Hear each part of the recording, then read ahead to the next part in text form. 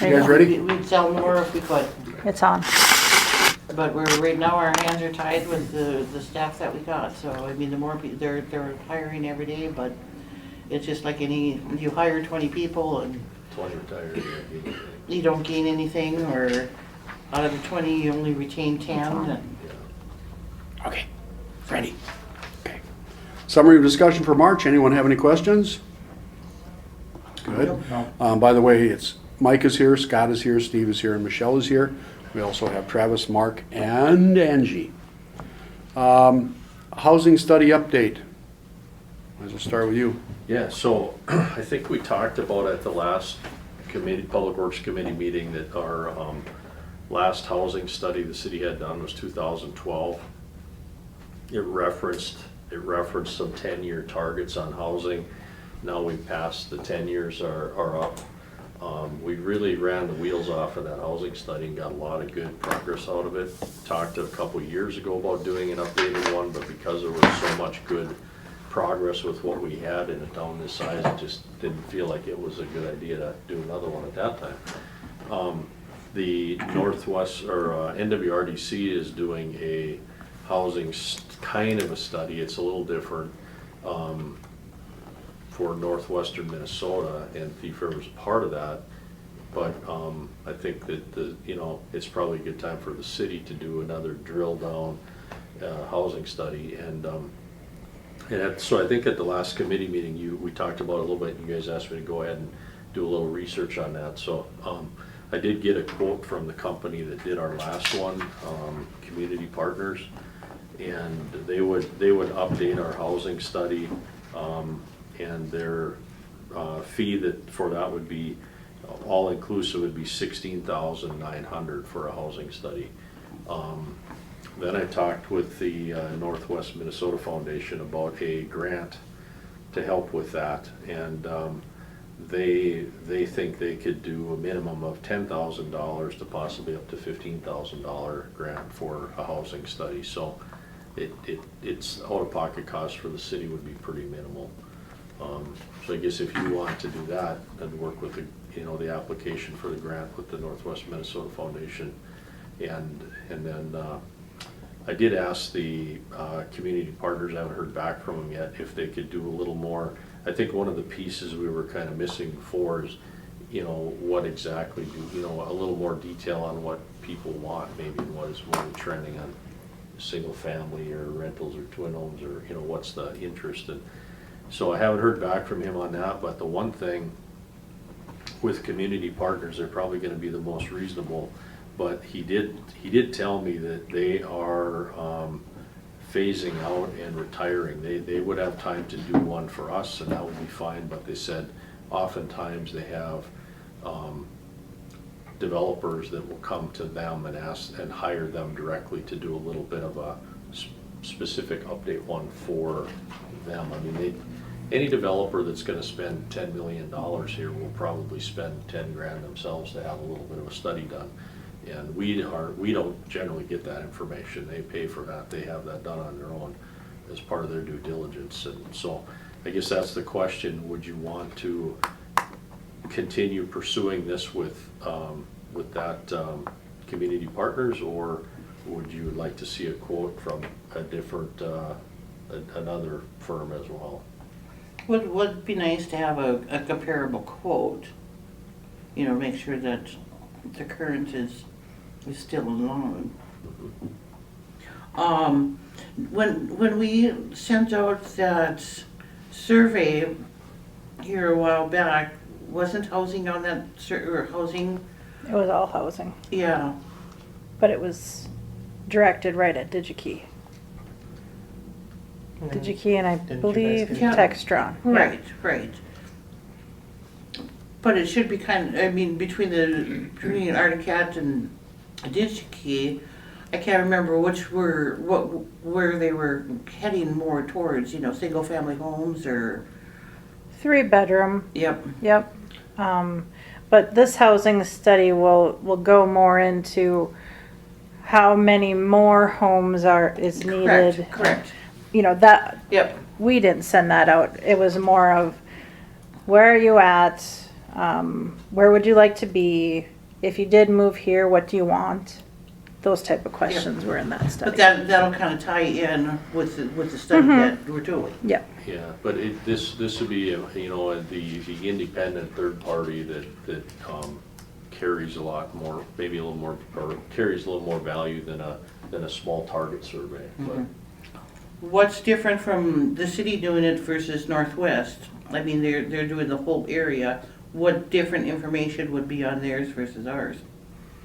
probably the NWRDC one is they just finished up a phase one, and it really kind of, I don't know, I have a copy of it, but it kind of says that, you know, just says there's a shortage, you know, which we kind of all already know, and then they're going to do some on-site interviews with people at Articat and DigiKey and Sanford and maybe Erico or Northern Pride. So they want to get a better handle on it, but the community partners would do a more, you know, have more demographic data and a little more, probably a little more detailed.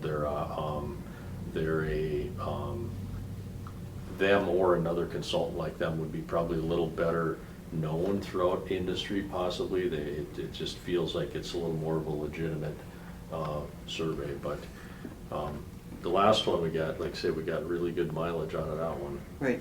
Would we get access to the one from Northwest also? Yes, absolutely. And we would share that with community partners too, if that would help them with their, or whichever firm you want to go with. Perfect.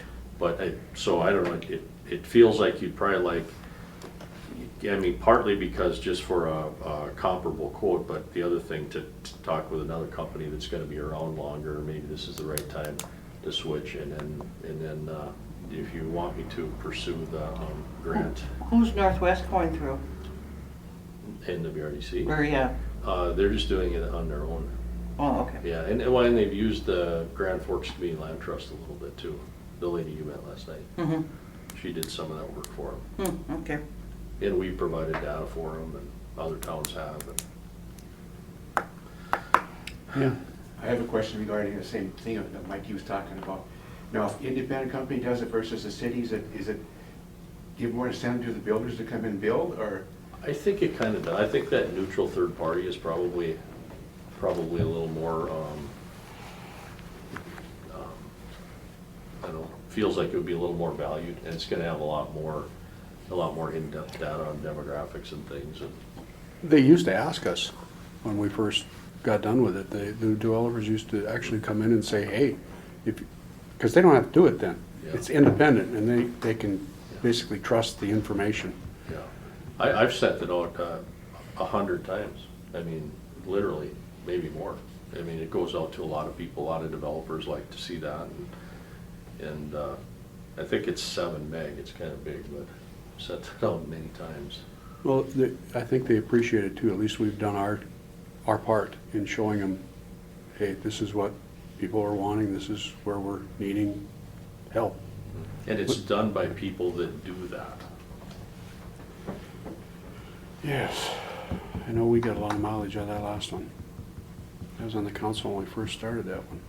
That's the one that said, you know, I mean, we probably all said that phrase 1,000 times. I mean, it said that we needed 90 units per year every year for the next year in our 10 years in our market area, and that was before DigiKey's expansion, and it was before Articat's paint line expansion, and it was before the Textron acquisition, and so a lot of things have changed since then, and I believe with the needs that DigiKey has, that Articat has, that Sanford has, that just about everybody has, that there has to be housing before you can get people, and there also has to be daycare.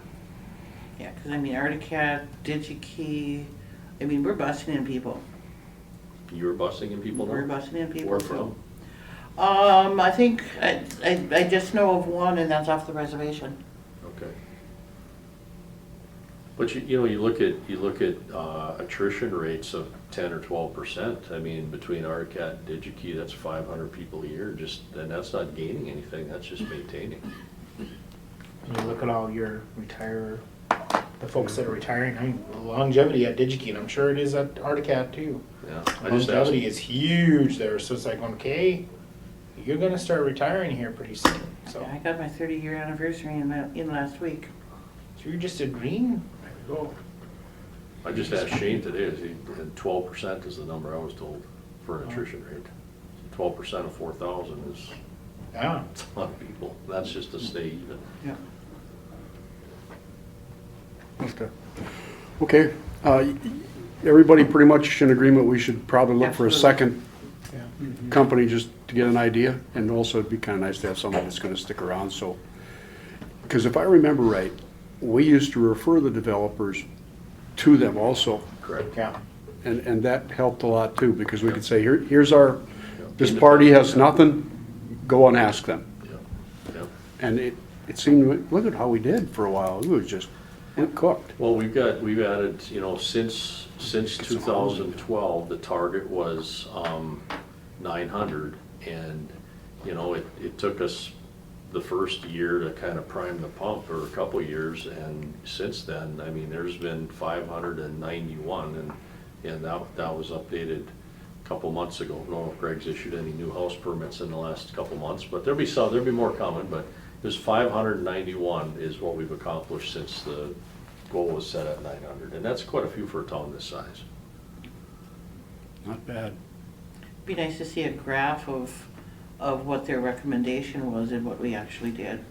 Do we have Oh, it? we have it. We have Yeah. it there, yeah, we keep it current. It's neat. Because there was a while there was nothing getting built. Yeah. Zero. Okay, any other questions? So I'll get another quote and continue working with the Northwest Minnesota Foundation to get that grant nailed down. That's beautiful. Perfect. Okay. Community Land Trust. So some of you, Michelle, That was it. that's it, just Michelle. So, there's so the Northwest, or NWRDC used the Grand Forks Community Land Trust person, Emily Contreras, to help with some of their work on their Northwest Minnesota study. And Emily she's an executive director of the Community Land Trust in Grand Forks. And the Northwest Minnesota Foundation, out of Bemidji, that covers Northwest Minnesota, wants to establish a community land trust. And they want to do housing in Thief River is where they want to start, but all of Northwest Minnesota, all their communities, they want to be a part of. And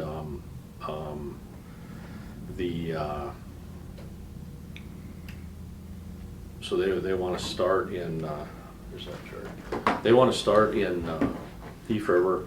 I did talk to them, but I think I mentioned to this committee last month that the two, they might be interested.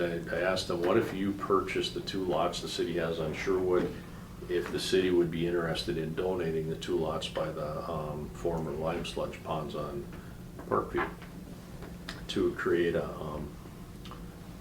so then they could build 4 homes. So the way this community land trust works is the whole idea is to bring the costs down, so they own the land and then they lease the land to the owner of the home. They would apply for some state impact funds probably to buy down the price of the home, and then they would sell them to qualifying individuals. And then the unique thing with it is if somebody sells the home, they only get to keep 25% of the appreciation. So, and then the balance basically would buy down for the next owner to be somebody that qualified as well. So community land trust would own the land kind of forever. I think it really works well in a bigger city where the land prices are higher. Here, if you could put a value on the lot of say $25,000, if you could put some value in the water and sewer, maybe they could take $40,000 off the price of the finished deal, and that would help qualify someone to buy it. But they're not talking about building small homes. They're talking about 1,800 square foot homes, attached garages, not a real small home, but a nice home. And they are, they've connected with Jeff Fagerstrom with the Northwest Housing Co-op, MMCDC, to possibly be their general contractor and possibly be their face of Thief River for this area and the other towns that he works in. So they're having conversations with him as well. So did they ask you for anything at committee last night? Really, it was really just Just to explaining see the if- program, right? Just to see, you know, what our interest was and, you know, to what our opinions were, if, you know, if it was worth it and stuff. And I mean, we talked about, you know, the four empty lots, you know, that we always talk about, you know, we threw them up there and they're happy to, you know, start with that. And then we got into a little bit of a discussion with, you know, some of the houses that are gonna be condemned and torn down. We kind of discussed a little bit about that, you know, they'd be interested in something like that too. And I You think, and also probably buying and remodeling some homes, they can do that piece too. Yep. Yep. And I mean, another concern everybody had was, you know, the banks around here that do the mortgages, you know, that's the only thing that's kind of up in the air right now. How much, you know, if they'd approve the mortgages and stuff like that. But, I mean, it doesn't affect the tax dollars any, we get our tax dollars, so, you know, except for our 3-year abatement or whatever it is. Yeah. When he was explaining it last night, I'm sitting next to Rick Ryerson, and he said I mean, he's Northern State Bank for how many years? And that was his first question. How am I gonna write a mortgage on something like that? Yeah. And I said, yeah, I know. That's kind of the issue. Yeah, I think the Northwest Minnesota Foundation might even secure it. I mean, they would probably, if there was an issue, they We would. asked them that though. They said that they wouldn't be funding them. No, but they might buy them back. Not financing them, but they would Right. potentially buy them back because they have to keep it in their program, so. And they because own did the comment that, Yeah. about buying them back. Yep. money. Yeah. Okay. I think I mean, the 2 lots on Greenwood are sitting empty. Yeah, so are the 2 on Sherwood. I mean, it'd be a good program to try. The challenge you might get into on that is, that they, you know, I don't know if they're gonna want to have some kind of first right or refusal on them so they could tie them down for their grant application for those impact funds. And, you know, are you willing to hold them for them, or how does that potentially work? That's another issue. And she didn't comment any about impact funds. Yeah, That that'd be was more a- than Northwest Foundation. that was a probably pain. for that. Yeah, but they would be, I'm assuming they would be administering. Okay. Because they are a nonprofit, so they Okay. could. And maybe, you know, maybe as a, you know, I told them too, they could talk with MMCDC they own 4 or 5 lots on, Barnick Court off of Greenwood Street on the way back to the Paces Lodging Apartments, where we put a bulb out there, like a cul-de-sac, on the east side of that. And they own the ones along Nelson Drive too, so maybe it's such a thing that they could try to commit to the city ones, but maybe they could have that as an alternate, as long as they're doing business with MMCDC. Okay, what do we need to do? I don't think there's any ask right now, other Okay. than Just consider let us whether or know. not you wanna do that lot deal with them or not. I'd love to sell those, get rid of those lots, I really would. And I think their next steps is, you know, continue their research and get the program basically set up. And just basically wanted our approval saying that, yes, we're interested. I do see the issue because our lots are not, they're 1/8 of the price of a home. You know, I would say in the larger cities where it's a considerably Right. larger chunk of the pie, Makes more sense. it makes more sense. Here it's, you know, really, $25,000, you can go buy a lot that's ready to build on. All you have to do, they'll excavate, hook you up, you're done. I mean, it's It's a good deal. a really good deal. I mean, I'm surprised the banks aren't pushing it harder on some of these folks, but whatever. Yeah, I'm willing to listen. Sure be nice to get rid of those lots. Tired of sitting on them. Okay, anything else on those? No. What's other? God, you always have other. I've never seen anybody with so many others. Just a couple others. Couple. I was hoping it would be ready for this committee meeting, but it's not, and that's the TIF agreement for the Sanford site. You guys have approved the tax increment financing, but the final piece is just the agreement. And our attorney, Dorsey, is working with Sanford's attorney and fine tuning that. And they had a couple errors in some of the parcels, so just working through these little minor details. But anyway, it's not ready as of right now. I was hoping it would be for tonight, that you could get that in front of you to look at. So whether that ends up being the May committee meeting or whether that ends up being straight to a council meeting, if you want that to happen, so. More to come on that. Okay. Do you want that to, let's just say it's. Well, we've done. already agreed to it. I mean, it's just to finish the final Yeah, form. so you'd be okay with that going straight to council instead of committee if the timing is? I mean, we've already agreed to it. I mean, it's just to get the final Yeah, just wording final in the document is what they're looking for. Yeah. Didn't they ask for more, and we said basically what the original offer was? Yeah, they asked if because they sold the Parking lot. parking lots on the north side of First Street, and you guys talked about whether, they said, can that be included in it? Because obviously it would generate more increment for them to help pay them back for their demo. But the council's decision was not to allow that, so.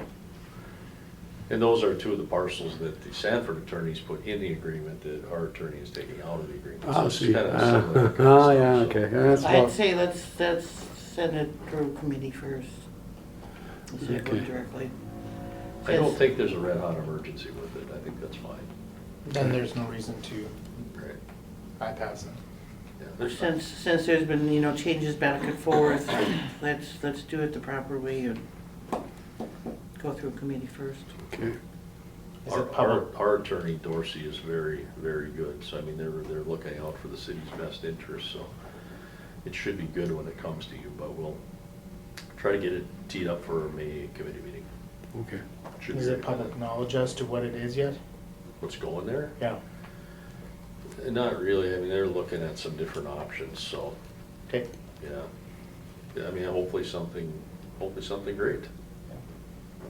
I ask because it's a question that gets asked to me Yeah. probably about 7 times a week, so, It's gotta be better than what's there. yeah. And Because there's nothing there right now. And the beauty of it, the real beauty of it is, because of the way they structured their sale on it, there's a limited time they have to get something on it to start generating some tax revenue to start paying back their demo costs. So it's gonna expedite the process. It's not gonna sit for a long time. I mean, if they would have expedited, we would have maybe been more interested in that parking lot thing, but because it took forever, we're like, no. Yeah. Yeah, it was unfortunate. I mean, there was a good, clear path, and it just got interrupted with some developers, seeing if they could make something work, and Must have.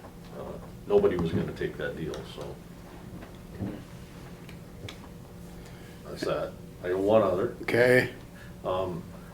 This other's kind of a tough one for me, but after leaving the city, the public works director job a couple of years ago, it's been about 2 years, I was fortunate enough to be able to help and work with you guys doing the planning, community development stuff as a consultant. And I mean, I think I mostly wanted to do that because I just love doing that, and I'm passionate about Thief River. Love working with everybody here and in the town. But it's kind of gotten to be an awful lot to try and work nights every week. It's just quite a bit. 2-3 nights a week is quite a bit. And so I think I'm at a point where I probably should step away from that. And I know you guys had talked about some other plans where you wanted to maybe do merging a little more economic development, although a lot of what I do is that too, but you're wanting to kind of maybe merge that into a full-time job, and there's a lot of things that are gonna come up, and it's challenging to be able to try and get that done. I know the contract I have with you guys is for like 20 hours a week, but it's more like, I mean, it's more like 8 or 7. It's not, you know, I never went up to that amount because I just really don't want to work that many nights a week. But I mean, we're getting by, but I think it's probably time that I step away from that. But I would do that with a 3-month notice. I mean, that you take to find how you want to structure it and get somebody else, and I'd be happy to help with that transition, and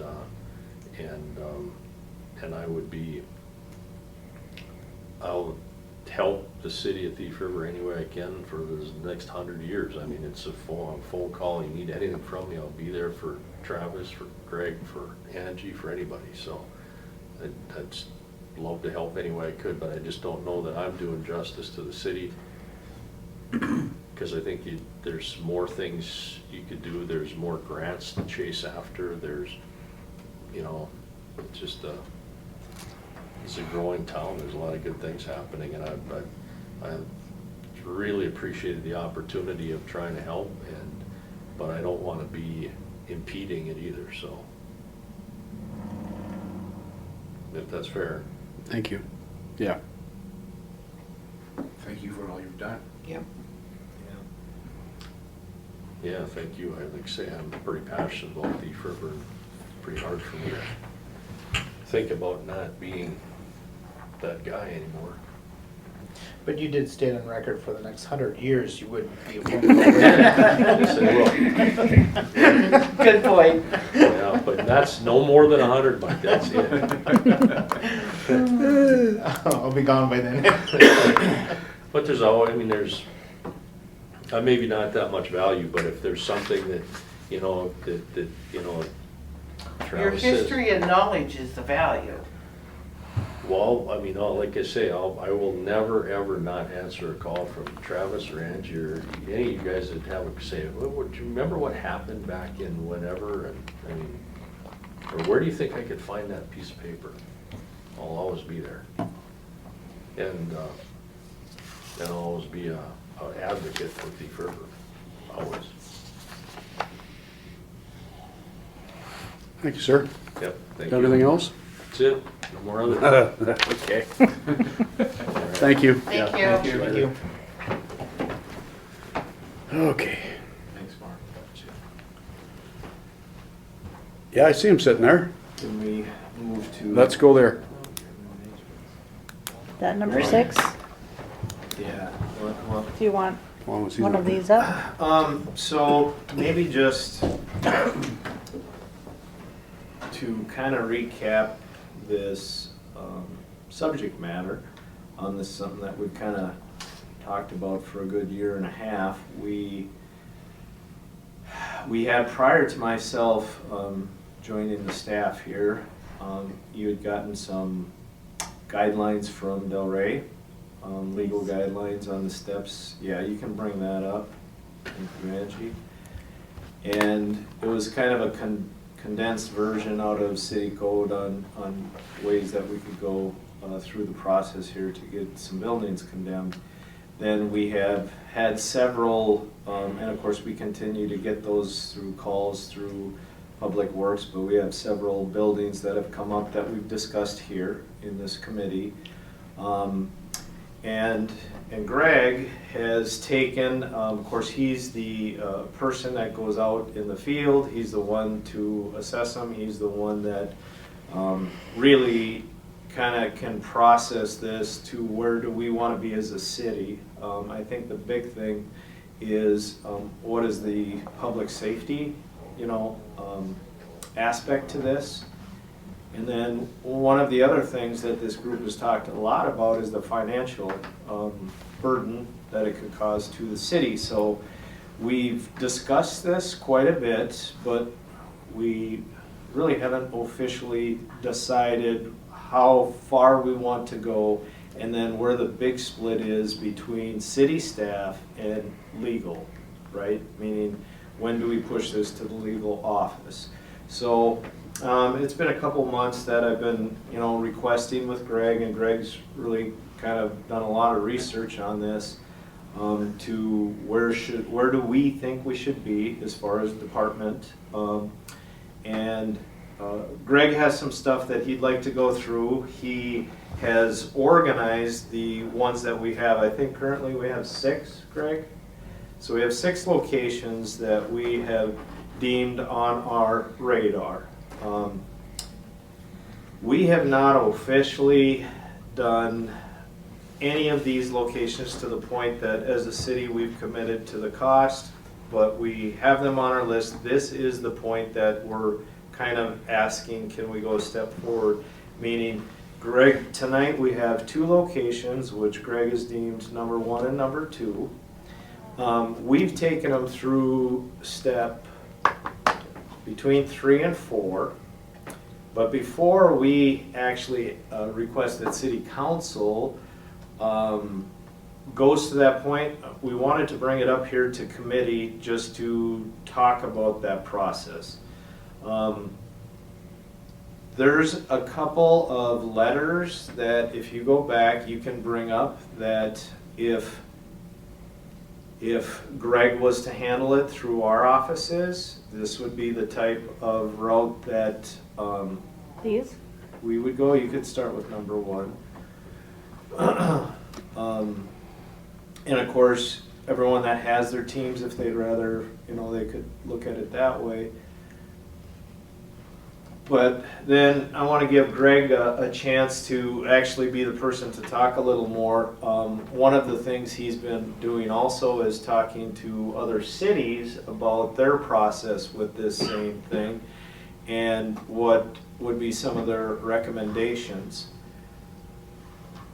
Greg, do you want to speak at this point? Do you want to? I can speak a little bit.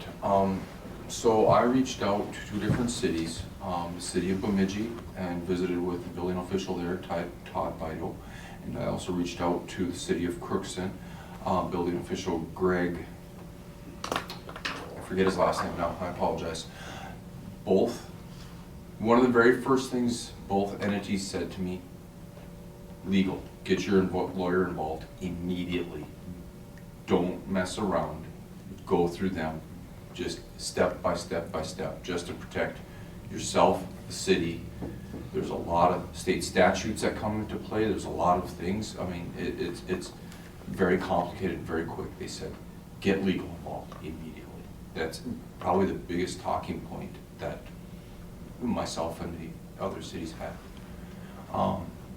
These structures definitely that we've got on the list definitely need some attention. Probably been long overdue.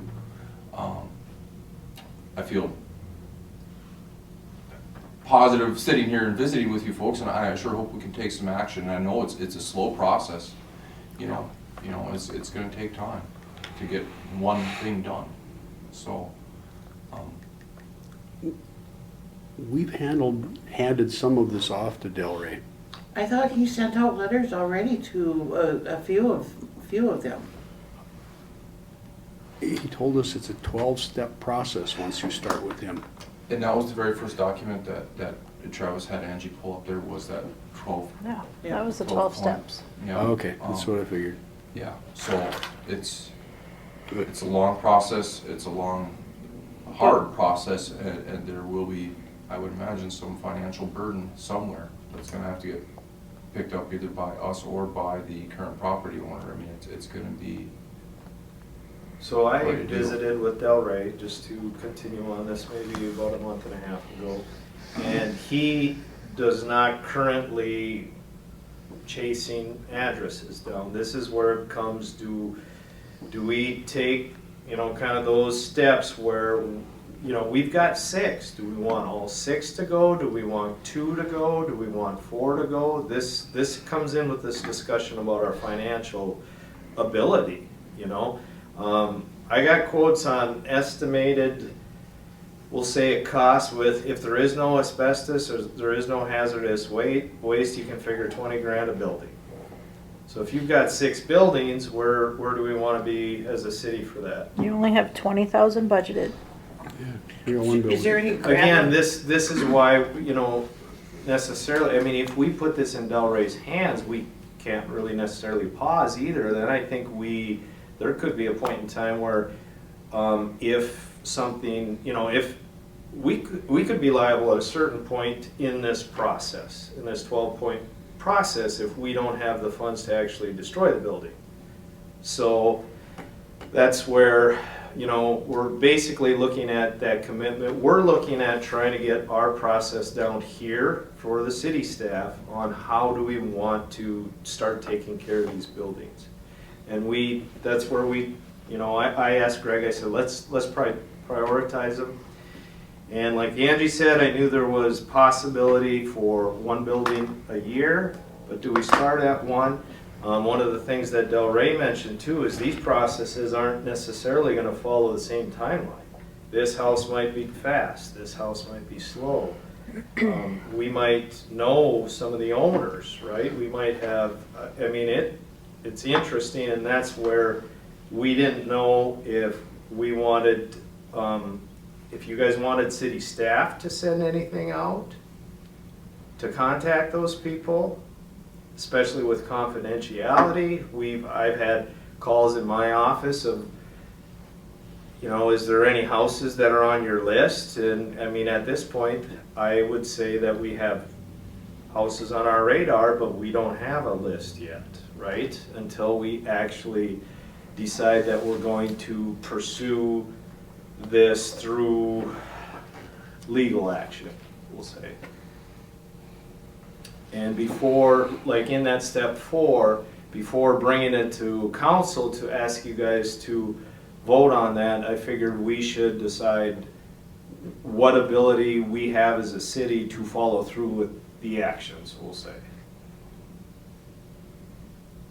That's the big one. If you're gonna start, you gotta finish. So if you look at these couple, that's where you can see a lot of the stuff which Greg has prepared. That was the first thing, is be very specific on what is it? What are the things that in what he does in the city code, where is it failing? Where is it a public safety? And you can see each location there. He's got, what, 12 to 16 pages depending on the Yeah, place. so basically what you've seen there is the very first page was the information regarding the structure. The supporting documentation here that's coming through now with highlighted portions are part of the International Property Maintenance Code, and that structure being out of compliance with. Oh, guys. And you know that there's an example there. I believe it's A different one? without heading, but if you go back, you know, Greg did a kind of an intro of, I mean, we could send this out direct to the property owners, but it was after that, you know, Greg had contacted these other cities and it didn't sound like they do that, so I didn't know where we wanted to be as a city, whether, you know, some of these folks you think are probably inherited some of these properties, very possible. They might not even be in the area. I mean, should we? I don't know. We could request the same out of Delray, so it comes direct to Delray, because one nice thing, and I think that's what me and Greg talked about, is even if Delray does the first letter, that indicates, you know, some of the stuff that Greg, so Greg could do the packet of the infractions, we could hand it off to Delray. Delray could just do the letter that basically states, please contact me. And then if whatever response is, then he's already started his timeline, because I do know that with this process with Delray, it follows days, right? Is he needs to wait so many days to hear a response, and then after that, then he can react and go to stage 2 or stage 3 with some of it. So I myself feel that might be the best way, is that as the city, we still have Greg kind of package the violations that he sees in the code, but then we then hand it off. And we would still ask Public Works Committee to be the ones to decide when do we trigger or when do we hand these off to Delray. That would be what I would think would be our possible process action items, but The best case scenario, in my opinion, is that property owner gets a notification and then they just say, I'm gonna do the right thing and take care of this issue. That would be great, you know, then a lot more problems disappear. Reality of that happening, probably not as great. and We run into it a couple of times now. And Delray has had people, so a lot of times, someone that's looking for a possible property, they call right to the legal office and they'll say, what about this property? So there'll be people that are maybe interested in the property, and until those people that actually own it understand what their costs could be out of their pocket to sell it, it could be the push that they need to say, yeah, you know, someone is willing to give them maybe $5,000 for the property, but they'll take the house down, and they miss those opportunities because they think they're hanging on to gold, and they don't even understand that it, you know, costs, like the ones that Greg's outlined, you couldn't do any of those fixes without taking the house down. You know, they're bad shape. So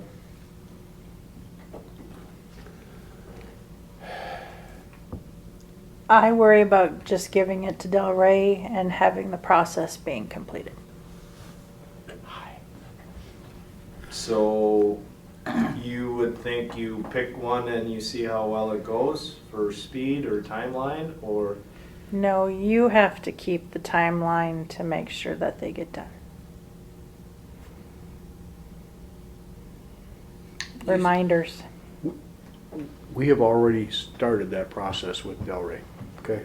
We have given him, But he's talked to Delray. I know. Delray hasn't done anything. I know. I am understanding that now. That's why I'm saying I got that. Can we set up a Teams or a smart sheet? I'm not sure if you know what smart sheet is. It's kind of like a Excel spreadsheet online that's shareable and so on and so forth, that we can just keep an active list or a rolling list. Angie, could you go back up to the 4? I think this is the part that I want to explain, that, see that number 4? City council orders the property. Yeah, When you say you've handed it off, do you know that city council have deemed properties hazardous? Did it get that far? No, it did not. Because From that's city the council. part where I think it's hung up. Is Well, that's let's put what them on we a- actually have to say, is these addresses. Okay. I mean, we've brought these here before. what we Look at had. the We pictures. haven't brought them to city council. No, but what we were trying to do was to get the proper address of the property owners. So we had some place to start, because like you said, maybe they don't get it. Hey, if we go in there and have to tear that down, we're gonna charge you $20,000 to do it. Your property isn't worth $20,000, to be quite blunt about it. What do you want to do? Someone makes an offer to you, perhaps you should take it. And that's what I thought Delray was going to do, that is notify the property owners, hey, your house is not in good shape, something needs to be done. Okay, all right, okay, so we're beyond that point. Before we go any further, two houses, okay, because you're right. One's gonna be here, one's gonna be here, and it's gonna go faster or slower, whichever. We can't afford to do more than 2 at a time. We do have 20,000 in reserve. Last year, we did put that vacant home money in the reserve. Okay, So we got 22's money and we have 23. We have 40. Okay, well then well, maybe we could do 3 then. we can do 3. We could put 3 on the list, Eddie. Well, I We mean, hear 4. I mean, once we get a response back, then the clock starts ticking, so. Actually, it doesn't even take the response back. It takes the letter sent. That starts the clock. It's sending that letter to them. Then the clock starts. Because that's known as service. And once you've got service, everything after that is because you've got service. I also think it would be prudent to make sure something in the laws didn't change, and we know, okay, these are 12 steps. What happens if they added number 13 or 14? To protect ourselves. You know, I'm not trying to be No. negative, I think that is our handoff to Del Rey. He's the one that assures that portion of it, Yep. is what I would So- think. You've done your research. You've got so we're up to step 3, really. We're through, yep, I guess. So as a committee, can we take this to council now and say, we have 3 homes that we for sure want to see something done with?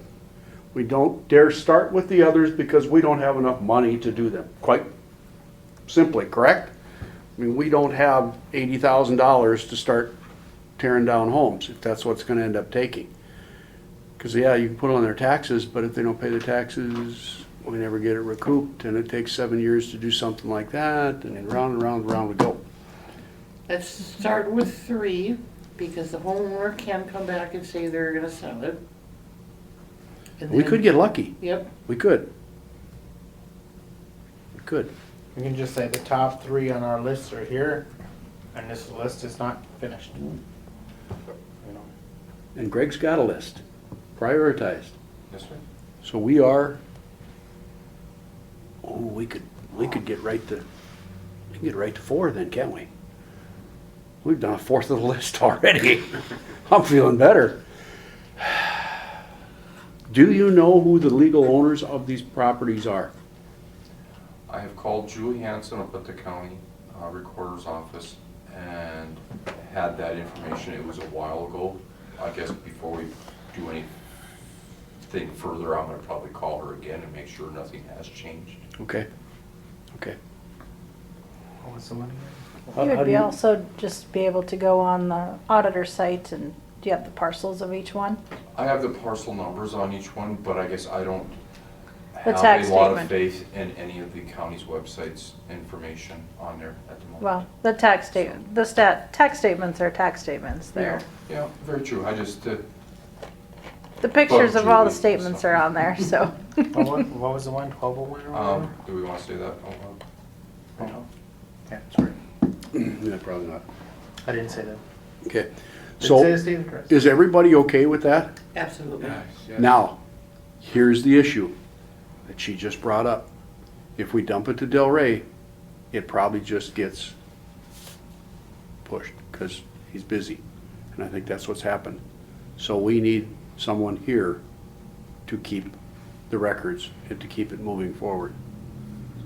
Yeah, I mean, I think me and Greg can work that portion of it, and like I said, we've done a lot of discussion, but that's where it's finally, in Del Rey's process, we need the action items, not just, we would like to see this, right? We need to say, okay, are we gonna deem these 3 hazardous?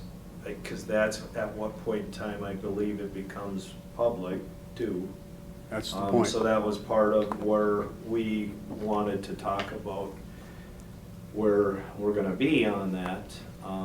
That's why I'm saying I don't want to take on any more than we, Yeah. because once we do, hey, it's XYZ property, then we're committed. Yes, Then we haven't done that yet. We have not done that. We have never actually said, this is the property we're going to. right. So I get it. Once we say that, it's out there, we better be sure we're gonna follow through. Besides of which, that might make a big difference on the next property.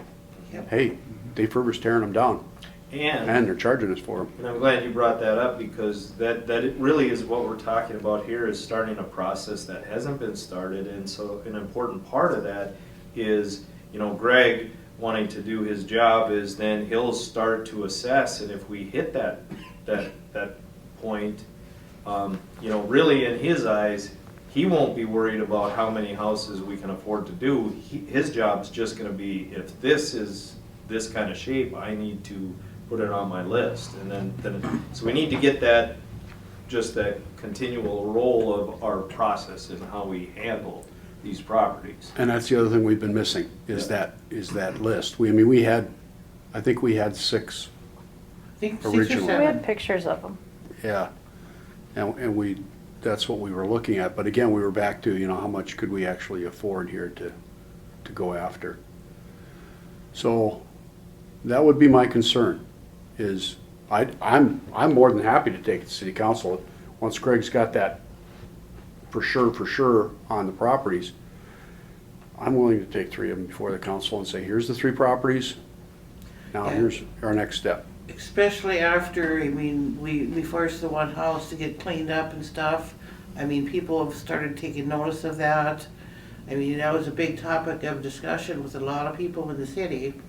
And now if we start going after these condemned houses, I mean, it's a good thing. I mean, it'll push people to hopefully take care of their property a little bit better.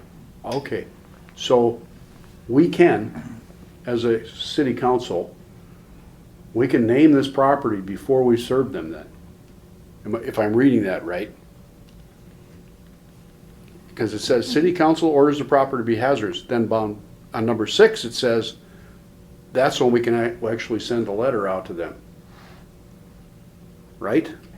So it says there, but I know, I have my doubts about that too. I think just they, worry.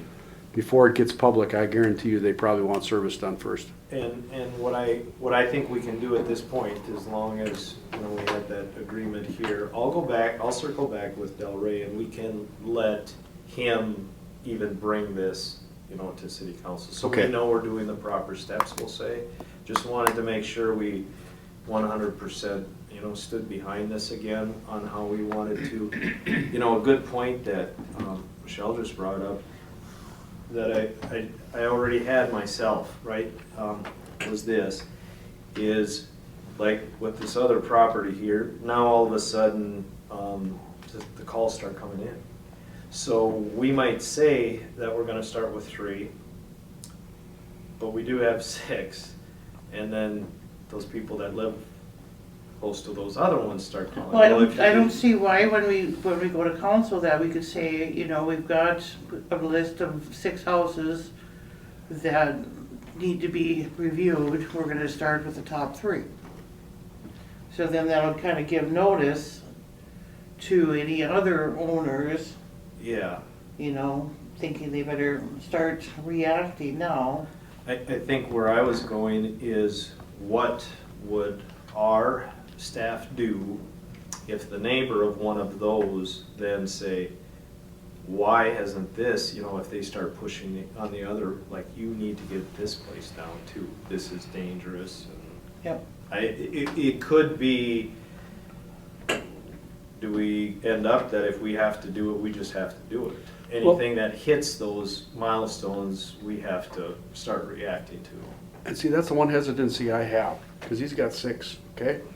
If you put all 6 out there, next door neighbor may say, hey, I want to buy that, because I can make use of that property.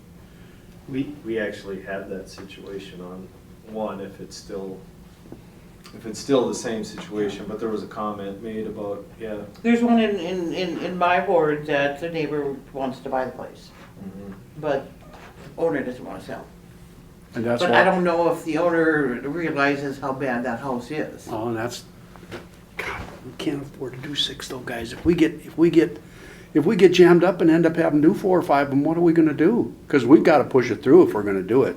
Otherwise, they'll just look at us and laugh the next time. You don't follow through anyway. And I'm not saying we don't start with 3, I am just asking that question. I know, because I get it. It could get pushed. Making or- it really tough. Any So thoughts? Just only mention 3 then? Would priority shift, let's say if neighbor A says, well, this house next to me is really bad, could that that was like number 10, could that be moved up to number 3 or whatever? Or would it be flexible or not? The priority list. Kind of was another call that I fielded earlier this year is, I So- wish we could send out a letter to all of them saying, you know, I don't know if it's legal or not, but can we, you know, send a warning? and that's very much like what, But read number 11. Said the cost of the city's actions may be a lien against the landowner, or the city may obtain a judgment against the landowner. So with the action here, if they do not do the necessary repairs, and the city then may repair, raise, or remove the hazardous condition, doesn't this then say that we can put it against them in a judgment? Yes. Yeah, but we still don't have the money. you still have to, You still have to pay the guy to take Bank the it, house right, down, you know, right.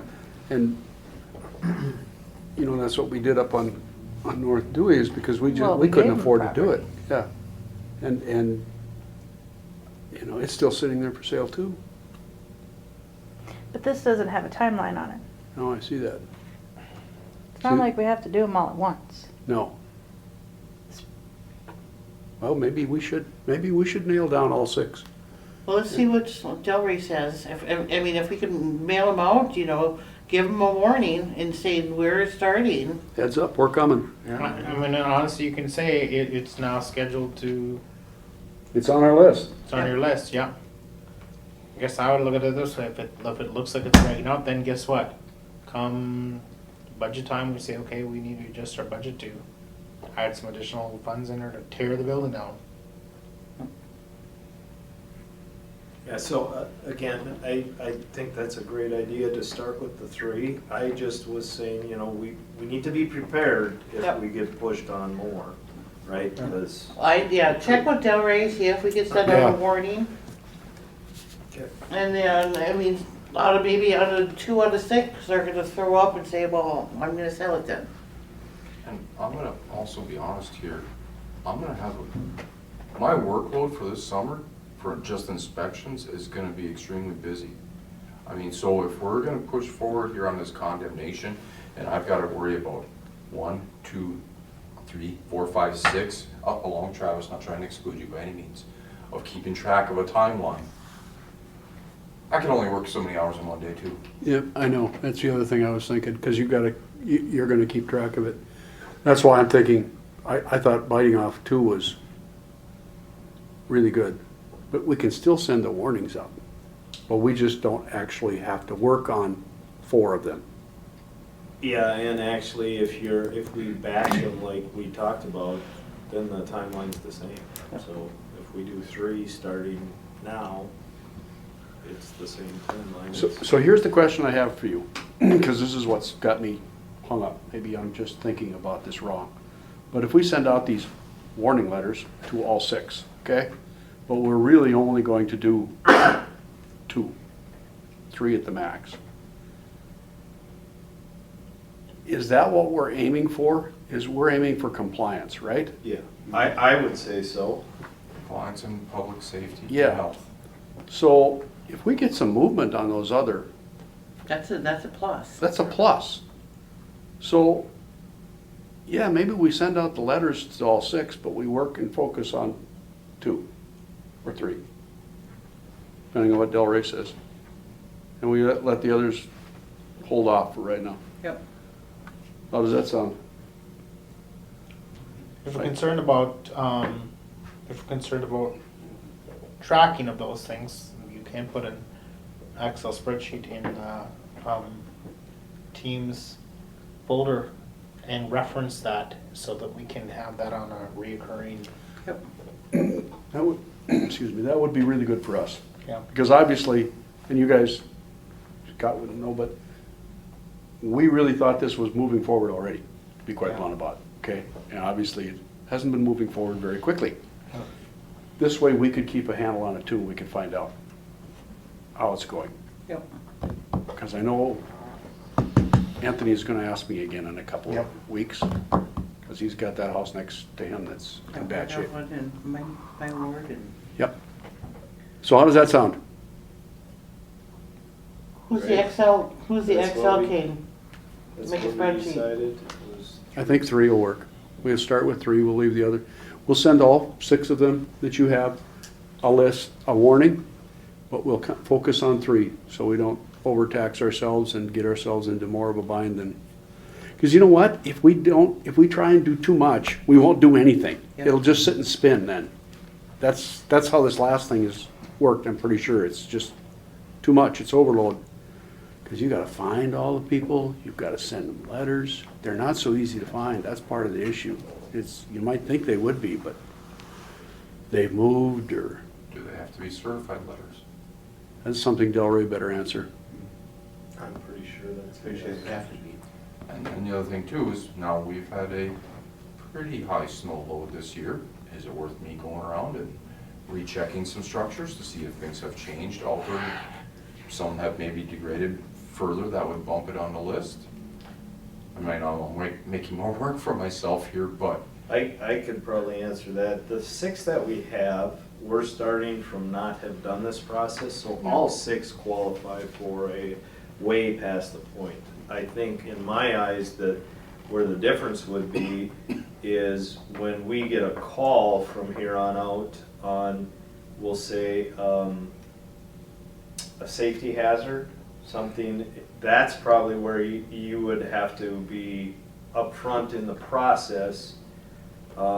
One thing is wrong, one thing's a safety hazard, and that is maybe where a letter to that homeowner could get compliance, right? Because that's what we're talking about, is just compliance. We don't want people hurt.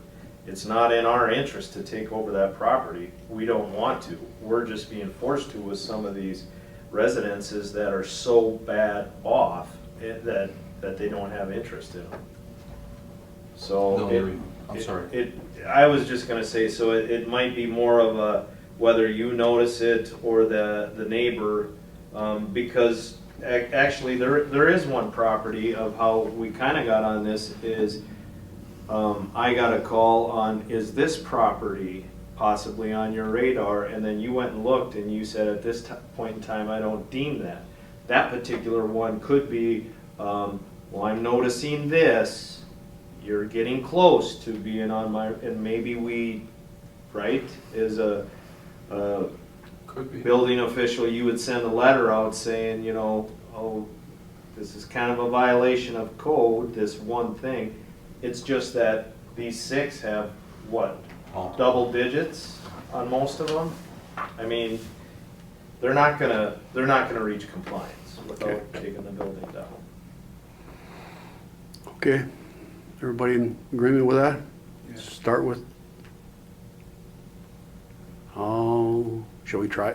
We Better have- see what, We See have what these Delray 2 right says. here. better see what Delray says. Yep. I would If we say could- 2 minimum, 3 if we can do it, And we have these 2 teed up right now, so. okay? And again, I think you can list all 6 of them and you can, Well, I think they should all get a letter, Yeah. and then we'll just tee on 3 of yeah. them, It's like, okay? the demolition So then process is is, your plan to have, what was it, number 4? Have Yeah. an RCA at this coming We better- meeting, or the first one in May? First one of May, because we better find out what Delray Yep. really Yep. says. I think, this is the start of summer, demo time, we've got a lot of time. I don't think it's the rush as much as just wanted the decisions to be started. Okay. So I think we could put May on there. Well, I think it's like 30 days too that they have to respond and, so Yeah. it'll be end of summer by the It time we says get in. 20 days on this. there's 20. I think it's a 20-day wait period, Yeah. 20 days. usually 21 with the mailing. Okay, we're good then? Now where are we going? Thank you, Greg. Yep, thank you, everybody. Have a good evening. You too. Now we can go back to whatever I just was trying to respect. Okay. Greg. I should have asked him of that What? property, village. Oh, he knows. Yeah, so I talked to him about that. He knows. That's what that paper is that I highlighted for you? Oh, sorry. Okay. Because you asked me to call Department of Health. They do not in any way, shape, or form You be got part it, of. kid. That's why I highlighted in orange. I don't know if you want to read that. And based off of, the city currently does not have a rental inspection, nor does the county, nor does inter-county nursing, and that would be our local health. But we Office. have a building code, and that building code says it's a hazard, so therefore it's violation of they should be building number 7. So in the green, it's kind of lays in the hands of the tenant where they have to do legal action on the tenant. That's what I thought. Yep. In Minnesota, it's weird. It's weird. It's weird. They actually have to take legal action against but there's legal aid in Minnesota. They can call, do you know who you're Yeah. talking to? I'll get you the number for legal aid. Okay. They can make that call. Legal aid will help them. Okay. They love that stuff. I'll call you tomorrow and let you know because it's sitting on my desk. Gracias. Okay. Moving on. May step increases. We don't really have anything to say about this anymore, do we? It's just for Just for your information, right? information. Good. Like that. Easy. Summer hours for City Hall discussion. Okay. What? I think. Okay. So I brought this up at admin last night. They want the discussion to be held at committee of the whole. There's both ends of the spectrum. Some feel because it's a government building that we can't change the hours for summer. We've done it for 7 out of the last 9 years. We can't change the hours. Why? We can, and Yeah, I know we can. cities do it all over the place. We are putting together a spreadsheet that Okay. has the area. It gives us more time in the building. It does. The building would be open an extra hour in the week. I guess I look at it this way, and I've talked to constituents about this in the past. They really do like it, but they don't like the change. And so, No, I know, They but- don't like the change. Mm-hmm. They would say, just leave it that way. I mean, how many people are gonna come on a Friday afternoon anyway? They don't. So it's just like going, It's just really leave it quiet. and that's your hours. Everybody knows that they are short on Friday. You're done. And that How many was- people do you get in on Fridays during the winter? Very few. I mean, really, COVID helped tremendously with people understanding that there's a drop off at the end of the parking lot here. People didn't know, and we've had tremendous amount move to ACH and using the website. You It know, works. it's been a Wonderfully well. yeah. So last night I'm walking up for planning and zoning, which starts at 5.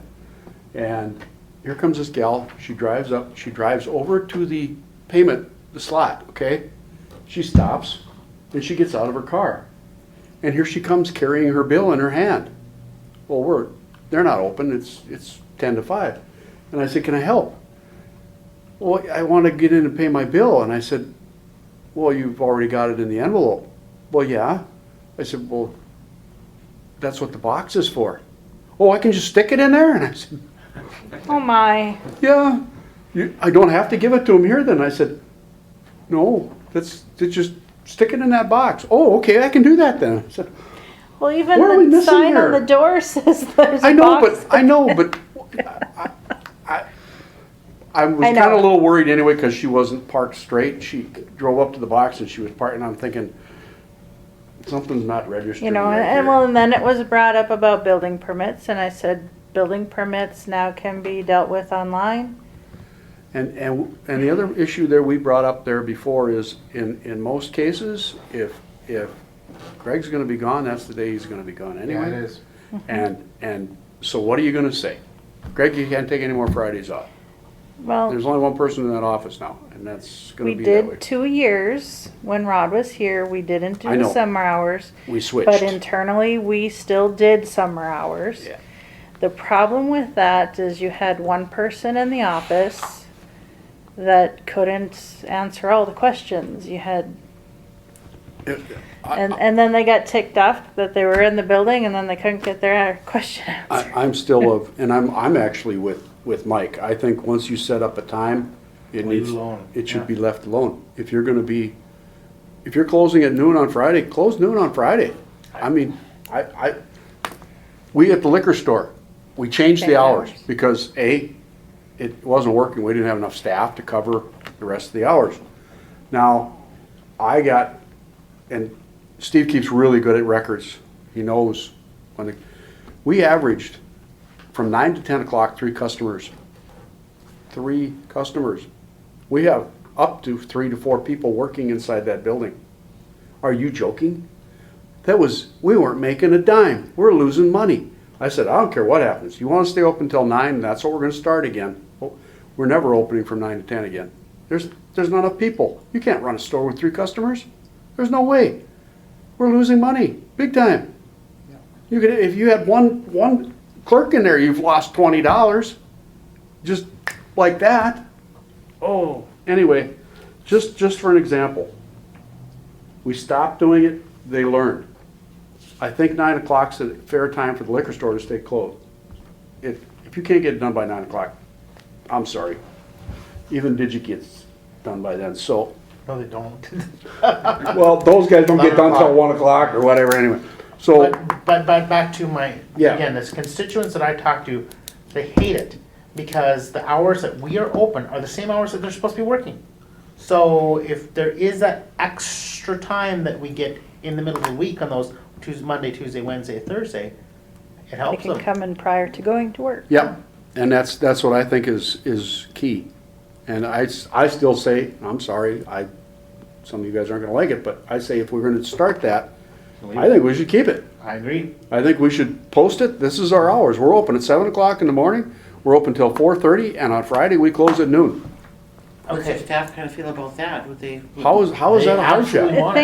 I think the I think only it is. ones that might have an issue, and not too many still have kiddos, but if they've got younger kiddos in school. And you could work around that when there's issues. You with- know, Somebody and- else can come Yeah. in at the But not 7. too many question. have kiddos. I mean, I don't know if it's an issue. Exactly your comment about what you did with the 2 years Mhm. is the same reverse for that. So you're looking for that, where's the most fit? The most probably would prefer the 7 Yeah. and to be done. And, the other thing too would be, some people could have an opportunity, say at lunch hour, to shoot up here. But very similarly to what you said, is coming in at 7, I think we all do it, it's like, well, I'm not gonna stop at that gas station, because I gotta wait for 6 people in the morning. I've got 4 minutes, I'm gonna go to this one, so people start to alter in that 7 to 8, there would probably be a lot of people that like that time to get those errands done, and then it's a fast transaction and they're out. Well, and Mark always used to say contractors would prefer to be here at 7 o'clock in the morning. Yeah. They much prefer it because. Contractors, for Yeah. sure, Because absolutely. they're going out to work and they want to get it done and they want to get moving. And that's why we have electric and public works guys. They start at 7 year round and done at 3:30. And you think about it, and it's the point that, it's like, they're not working on Friday afternoon. They're sure not coming in for a permit on Friday afternoon because they're done. So, just as a good example, if you wanna go to, Keogh's Chiropractic, at noon, Friday, it's closed. Yeah, my dentist, they don't work any Fridays. Myself, Northwest Cycling, 9 o'clock, every noon they're done on Yep, Fridays. in the clinic by the, chiropractor by the, Domino's Pizza, noon, they're closed. Yeah. And, I mean, and you talk about, like, I wanna get my hair cut at, Kezar's, Friday, noon, they're closed. It's like, that's kind of, I mean, Articat, the assembly line, they work 4/10s, Monday through Thursday. Hourly staff and salary, they work 9/80s. We work 9 hours a day and we're off every other Friday. And it's the norm. And see, I like what you said. Let's make it the norm instead of switching it. It's like daylight savings time. Pick a time, folks, let's go with it. Yep.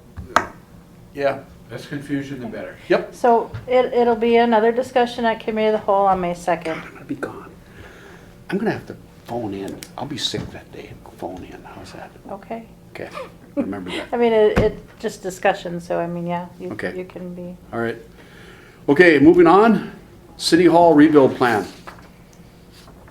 It's part of this, looks Well, like. we've seen this. These guys haven't. So Oh, these guys haven't from seen it. from a building committee, we met and we reviewed the plans for this, and we recommended bringing it to Public Works and some of the other committees to review. We have discussed this for over a year now. On this design, these would be funds taken from the COVID. American Rescue Funds. Yeah, American Rescue Fund. I shouldn't say COVID funds, but basically to clean up clean up some of the area that is in the in the train station portion of the. One of the great things that you take a look at that in that plan there would be where we currently have a bulletin board that would be ripped out and put back into what used to be the ticket booths. The ticket booths used to be there. And so we would actually change the billing to right there so that people aren't going traipsing all the way into the building and trying to figure out where they need to meet and pay the bills and so on and so forth. It would actually streamline some of the stuff. It would reduce the loud of noise for your teams. Yeah. Would you just have one entry over here then, or would you still have the front entry? You still have an entry over there too. But So the entrance for Public Works would be that street entrance. We're talking about securing the door here that goes in there right now and making it entry by badge only, or somehow so that we can kind of force the contractors to use that other door instead of tracking everything through the whole building, and it kind of limits the, they don't have to track by everybody. They'll learn that, I think, go short on. the other item on the list of again would be for no contact on bathrooms, changing the automatic flushing, automatic hand wash, those type of things. So again, the whole point of that bill and the whole point of those funds were to try and, improve, I shouldn't say human contact, but kind of in that to the same degree. That's a very correct statement. When they first had a lot of that stuff, it Does was not. because, when's the Comments next aren't No, I know. epidemic gonna come out or whatever, and so a lot of these things, space and stuff like that, that's what they wanted to see. And even the separation of the public works to the billing is part of that, right? Is now billing has just a direct contact out to here, but the passing through the doorways and stuff being separated like that all fits in to their, kind of that same blueprint of why are we doing some of these remodels. We had offices to put in there, and the building committee, again, looking at this really deep, there's a lot of other things in there too, lighting on the second floor, for our computer systems, our category, electrical wire, etc. What was actually put in on this other one too would be like, I think we did some, what we call some alternates. So there's going to be some options that we can say yay or nay to, but the biggest thing was let's get this out for bid, and then the council can decide where they want to go. If we can never get it out for bid, then we can't really make any decisions on it. Because these So- funds have a time limit. Expiration. Yeah, so what this is for is the request to say, yes, let's get it out for bid. The building committee feels that we got it to the point where we wanted to on how we want to bid it, and let's release it for bids so that you can make decisions at that point. There are a few other items on our to-do list with the rest of the funds that are there, and those will be discussed at a later time. I mean, we have things like bathrooms at the library and so on and so forth. And so again, just based on how much we can spend, we should be able to get that list pretty well taken care of. Other item that would be, I think, directly impact this committee right here is by approving that and going forward with this, and if it was to be completed, I would assume we would no longer be meeting in here because we'd actually gain that Correct. conference room back We again. get our meeting room back. And, you know, that's actually where we were supposed to be, in that's originally where we used to meet as committee meetings, Yeah, so. it works a lot better. Yeah, because I mean, we can't move forward until we know how much it's gonna cost, Yep. so I have no issue with it. Okay. Scott? You? Same here. I'm good also. Move. Is this actually on here? What? Forester hire? Yes, and I have. Did we go anywhere with it? Huh? Go ahead, never mind. Yep, I've got. We have to have discussion. Why am I?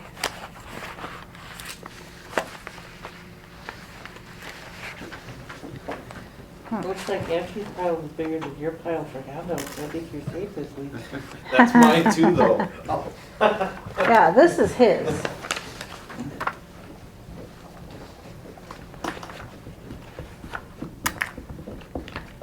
Oh, yeah, now I remember. Yeah, I forgot about ABCD. How could I forget?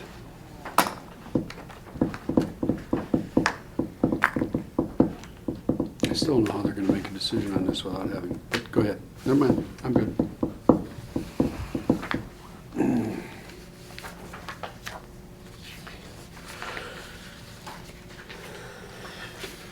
I have seen these, okay? These are the applications with the names taken off, okay? I have seen them because I helped interview for this position.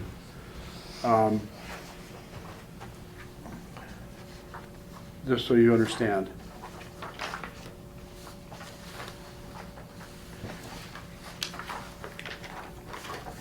Well, this one is not redacted, okay.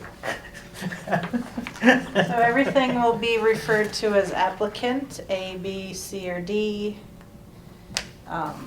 What's the story behind that? Nothing public, we haven't offered anybody a position.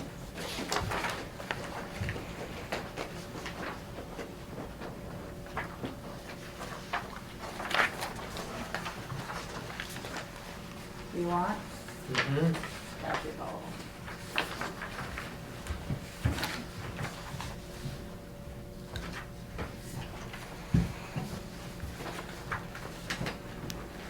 So, yeah. Yeah. Okay. I know already. So, as per request, that all hirings come through committee first, so we have not contacted the recommendation from the people that did the interviews yet until after this committee, if committee agrees with the same applicant. Where's the job description? She didn't give me one. I don't have one. Do you have one? Not No. a physical one, but I might be able to find it and post it. He doesn't have it on his, does he? He's got everything else on there. I don't think so. Can we discuss how we came to our Yep. conclusions? Yep. The committee, if you haven't been on the interview process yet, everything has a value. All the questions have a value. And we put what we feel, it goes 1 through 5. And so every question, we value it. I put a number on every question that all 4 of these applicants answered. It came out pretty close. Our numbers were all very close to each other as far as a group. There wasn't a lot of separation between the applicants, but there was one applicant that definitely rises to this top. And can I say that? Yep. The interview committee has a recommendation. We have applicant B as our recommendation. D's and dog? B as as in a boy. Boy. He has more of the qualifications that the forester would be looking for. He has actually had some schooling on some of the, Hazmat and stuff, yeah.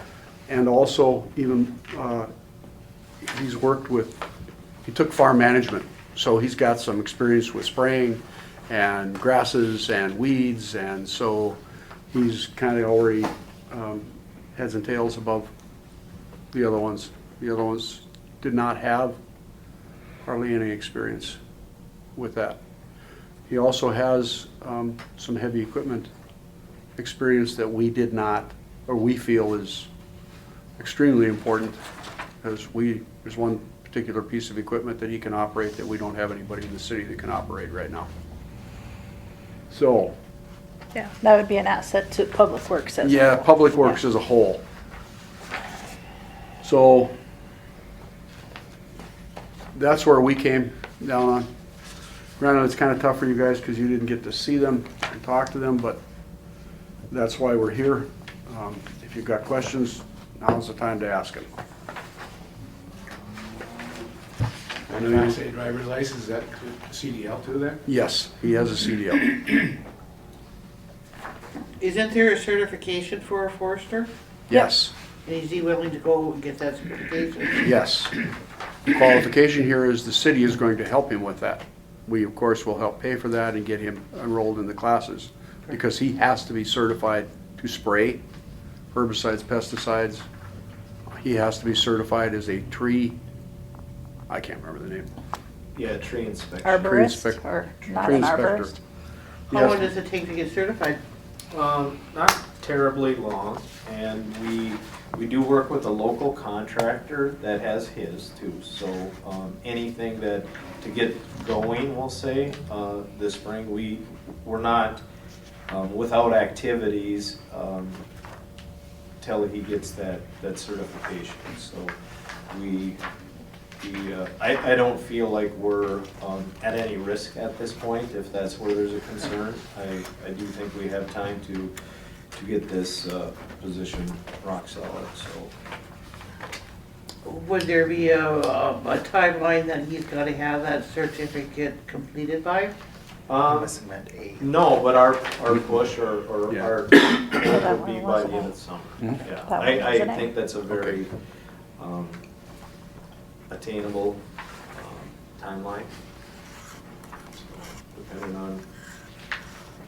Well, Go ahead. Are they all trained enough to drive dump truck and snowplow and road grader, stuff like that as well? Correct, yeah, that's one of the main responsibilities in the off-season, is part of that snow management team. And he's willing to do that, and he knows that up front. Correct. Okay. It was part of the interview process. Yep. And the job description, going back to the job description, is very clear Okay. about those responsibilities. And that's the biggest thing, if he's gonna be jumping back and forth between duties and stuff. It's good to have that all outlined, so it doesn't come back to bite us down the road.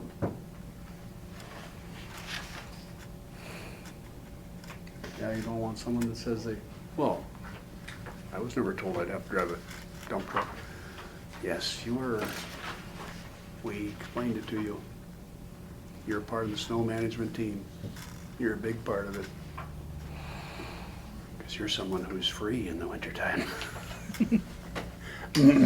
Anyway, So this D used to work for the city? yes.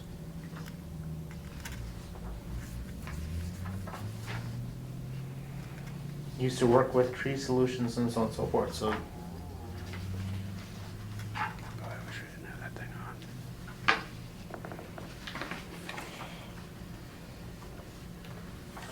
Can't do it, can I? yeah, okay.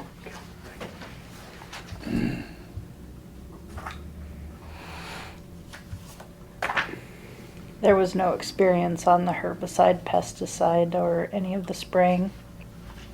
It does this salary fall in line? Because I don't recall how those been graded. Does that I fall in believe line? he was, for applicant B was step For applicant B? 1. I don't have any of it, so let me see. Okay. Yep, he was But fine it's with in line. starting, yes. He was fine with starting at entry Step level, 1, yep. level 1. And then with the understanding that once he got his certifications, we would move him up a grade. We would discuss to move. Yeah, we would discuss to move him up. That's right, because he'd still be probably under his 6-month review process.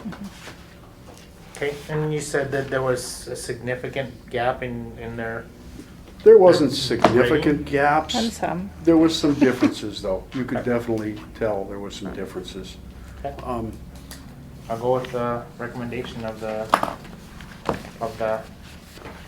review, or the interview committee. B. Thank Okay. you. So what that- And it's exciting that they, you know, they do have, you know, some college education. I'm just kind of curious if you've looked at their transcript on that, you know, the GPA and so on and so forth, because they, Oh, we can't look at anything until we've offered him Gotta offer it position. first. Then we can call it references and go from there. okay. But Well, we It haven't, looks like he's only stayed at a job for a year at a time now. It's the That only was- thing that I question. And that was one of our questions too. He is moved here for a reason. And he has a fiance here now. And so she is here, so he has moved here. yeah, so if if you you look at notice, his application, all the his reason job he's moved changes is were because he because- moved. He's gone from being here to being there, and I think this is a permanent situation for him. Those spouses do things too. Yeah, they drag you along. I was scheduled to be in Russia for a few years and that. Your wife might hear this. That's okay. You know that. Okay, so from this, then Holly will call applicant B and offer position, and if he accepts in a timely manner, we may have it on the agenda as new business. Otherwise, if he does accept after the agenda's out, are you guys good with an addendum putting this on Tuesday? As a new- We need to get this guy It in would be a place. new business item added as an addendum.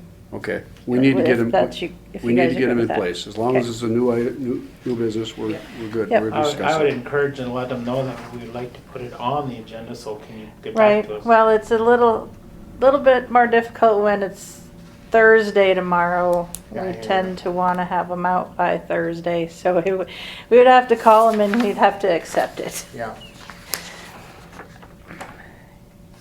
If he accepts right away, that's wonderful, we'll have it on there. Okay, 2023 street project and accept plans and call for bids. So your number is 1,677,880? Is that your number? Yeah, so the engineer's estimate, maybe to explain exactly, what you're looking at on the 11 by 17 is the engineer's estimate after Widseth is done. And when you factor in what we usually put on for an engineering cost, because again, they don't come exactly with that, so we've looked at that as an average over the years. That comes out, so their number at 1,398,234 with engineering costs comes to 1,677,880. My estimate previous, which is on the RCA, is 1.7, which is that close to there. So we came up at a very similar number. The bottom line, this is an estimate either way. It's not until the bids come in that we have it, and that's why mine isn't changed at all on the RCA at 1.7, because it's an estimation. And They're what I would call with that type of total, a very close Yeah, I would say. estimate between the Well, two. again, we're just letting it out for bids. That's exactly right. This is the opportunity to put it out there, see what we get it. It's not a decision other than a chance to look at where the costs come in. Okay. I do have, since everyone went through this in the feasibility report earlier, I do have their actual plan set, if anyone wants to look at that. I didn't think it was anything that, other than the financial summary, anything that you wanted to study. I may want to study it if we get prices back there Well, out of the world. And you can right now, right? To the bid letting, if this gets accepted by council on Tuesday, it still wouldn't be until like the second week of May when the bids would come in, and then we would have another week to award. So we've got a lot of time. Okay. And this is available. I'm even saying I have one copy tonight if anyone wants to look at it. I'm good starting. I'm okay. Everybody else Yep. okay? All right, moving on. 95 West contact update discussion. So this is when we're getting close. Of course, we've got some possible flooding coming in, but the 95 West, for anyone that's not familiar with that, that's the company that last year we put the RCA together that was approved by council to go out and shoot new aerial photography. What that aerial photography was like a laser called LiDAR radar. It'll give us elevations, very beneficial with our engineering.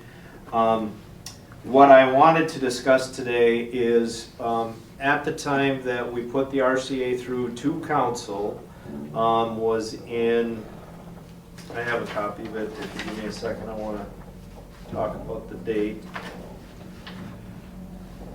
It was July, wasn't it? It was July 19th, and at that time, the wording in there was that it had the totals in it, this was approved, but in the financial considerations, I had put the statement this would be placed as a budget item in the community services budget year 2023.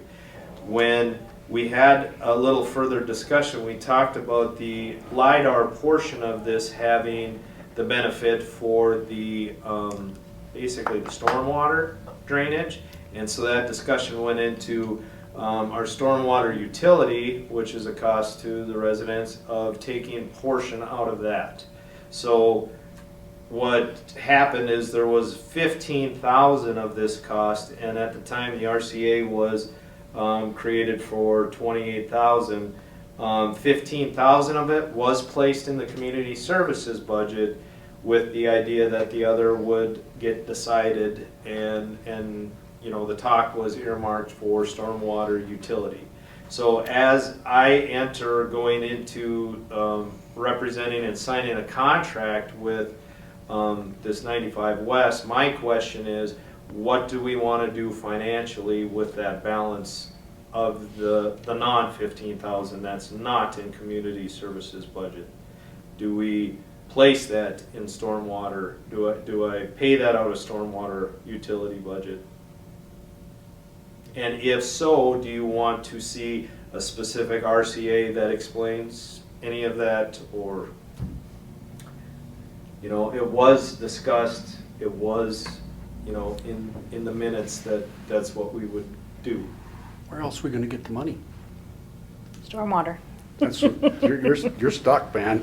That's the only place you got the money. I think that there's so many people that are asking for that stormwater detail, and, you know, some of the specifications are circulating around that I don't see why we wouldn't do that. And Pull it.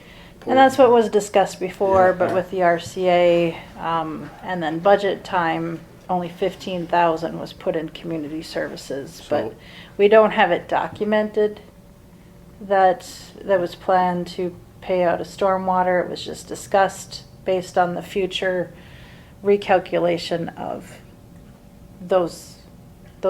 So we need an RCA that says, hey, we're gonna take the money, the remaining money out of, that's what I would do.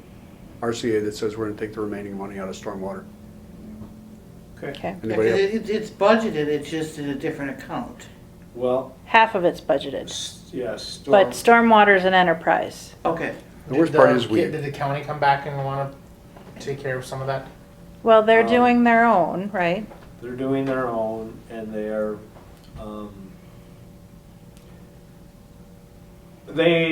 not doing necessarily where we wanted to be on some of this, so in that case, we're covering ourselves by making sure that we have the areas for our future growth is about what it amounts to. I think it's a smart decision for us. So they're doing, if I was to explain this exactly, first of all, their accuracy on their photography, their aerial shooting, it's flown at different heights. They're going for 6-inch or 1 foot accuracy, we're going for 3-inch. So the flights are different altogether. So if what we don't decide to put in ours, when it gets beyond our net, then all the photography would line up. The clarity lines up with what they're going with. To give you an example, the airport is not within city limits. If we do not have that involved, at least with the aerial shots of the 3-inch photography that we want, you would not be able to zoom in and see curb and gutter. Curb and gutter is 6 inches. We want accuracy where we can see that. They might be able to see a catch basin, but it's really on the edge of whether you can or not. What we're looking for, we'd see that. So the airport last year, they did a project where they do have new curb and gutter, and we have a lot of interest in that area out there. So I feel that for the difference in our cost, that's important to us to get that within our net, we'll say. And that doesn't include the LiDAR itself. So LiDAR is a little different discussion, but if you don't have, we'll say, the lens dialed in at that, you can't even go get it, right? LiDAR is something you could go out and you could purchase that, but our LiDAR is still going to be tied into our 3-inch photography, not the 6-inch. So whatever we don't get with this would default, if we do ask or request or get it out of the county, it would be at the 6 or 12-inch accuracy that they're looking for. So again, they basically went on their own and did their own. It's going to cost the taxpayer. No, we're combined. We We're did combined. Okay. everything We we did a looked discount for, we because of got, combined. Okay. which was a $1,100 savings for the mobilization from that company is split between us and the Okay. county. Okay. It's just that when they're up here, there'll be 2 different flights flown. Keep in mind, their investment is very similar to ours, but if you're gonna go, I believe they've got 600 and some square miles, the cost just, if they're trying to get Yeah. what we're trying to get, it just, and so I understand. they didn't want to go that route, but where we have to be looking at, and here's an opportunity that I could throw out there, is with a little extra investment, even if, like, say for instance, if we have that LiDAR available at the airport, is there possible recouping of any of those funds? I don't know. That's something for everyone to decide, whether they do it with in-kind services and just hand it over, or it's still better to be in our hands to have that information than it is to have to ask 95 West to get that. I guess from the aviation or the airport side of things, we should try and figure out how much that cost of just that area is. I'm on the airport board. Yeah. So Yep. And we could pull that out, especially maybe not for the photography part, but for the LiDAR part, we could separate those. The other thing too is when you just look at stormwater drainage, right? If you look at aerial photography, You zoom it out enough, you can see which creeks go into the river, right? If you take it on a very wide out. Well, with the accuracy that we have, if we just limit nothing but city limits, you miss what is it coming in again? You know, now you have to default to their map and try to combine the two and see what you have coming into that. So I think from an engineering standpoint, 10 years from now, if you didn't do this, you'd be like, why didn't we do that when we had the chance? Because maybe it's $2,000 difference, you know, at So- this point. So back to the stormwater, so on and so forth. Man, I wish we would have had the public works before the utilities, because then we could have brought this up as utility as a. No, he's stormwater. Okay, Yeah, that's his deal. but isn't that Dwayne? Isn't Johnson? Nope. No. Okay. No, So, that's him. Travis's That's why we budget. can say, Okay. you got it, Okay. Travis. It's all Park yours. streets and stormwater. Okay. That's- Okay, everybody good with that? Yep. Good? Yeah. Public Works branch discussion. Are you kidding me? No, that one, we can kind of move past. Thank you, I'll move past that. Leaf drop location and landfill signage discussion. I will, you know, we've talked about this several times. I want to know if I can put up signs, especially here in the city drop off, of no contractors, no contractor dump. Yeah, we talked about To be that. specific to no contractors. I think it should be no contractors and city Residents only. residents only. Yeah, we do have that Yeah, already. that's up there. City residents only is already up. Where some of the discussion has been before is, you know, what if let's just say a big tree comes down in someone's yard and they hire someone to cut it down, that contractor, can they go dump? And the big problem that we have is, and I wanna go back to this, is we have people with these dump trailers coming in and they have 8-foot lengths of a cottonwood tree, 48 inches around, and that's what gets us in trouble out at the, you know, when we're trying to burn down mass out there, you start one of them, you can't put them out. We need to really, and I'm just looking for support from the committee, we need to limit these things just like we have. We'll take all the branches, all the leaves that you want. We've had trailers of bales, straw bales coming in, right? They come from inside the city, I'm positive.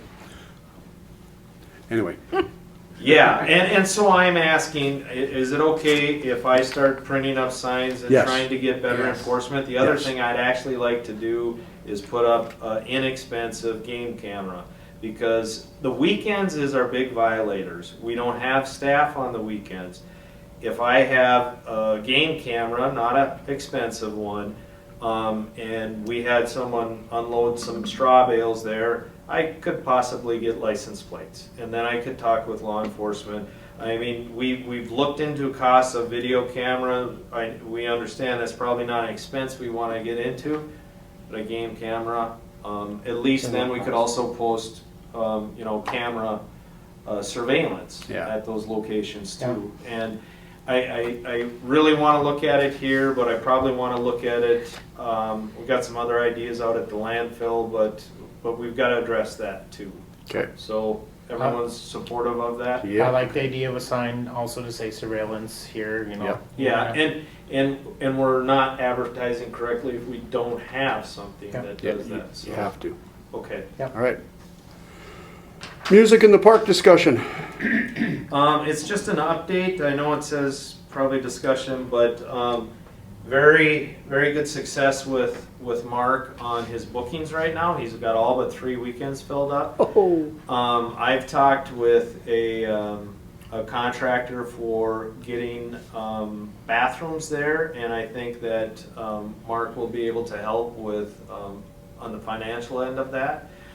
Well, we gotta have bathrooms, even if we've gotta cover the bathrooms, we just gotta have bathrooms. Yeah, and what I want to do is I asked that contractor to get one ADA compliant Okay. porta potty and one non. We could save some money on the one, but you know, when I look at how are we going to really even promote this, is, you know, One of them regular porta potties are this big, right? If you're a single parent taking some toddler in there, you can't even go in there to help them. You know, so that's one thing there. And then you just, you know, you could advertise it too as just, you know, we've got porta potties that are compliant for anyone that needs that type of thing. So You can get them in there, but you gotta balance them.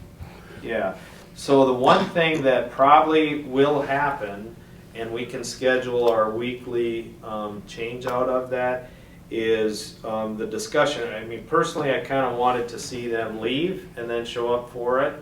But the supplier, the contractor kind of said we will probably end up leaving them, you know, which I guess if you're a park visitor, you might like that, but that was more of the discussion is what does everyone think about that? I mean, it's probably gonna, you know, we could possibly look at locations, but I think the big thing is we'd have a weekly change out where they come in and dump them, we'll say, and we'd schedule that the day of the event. So we'd do like Thursdays. That's, you know, he'll have that handled. That was okay on his end of things, but.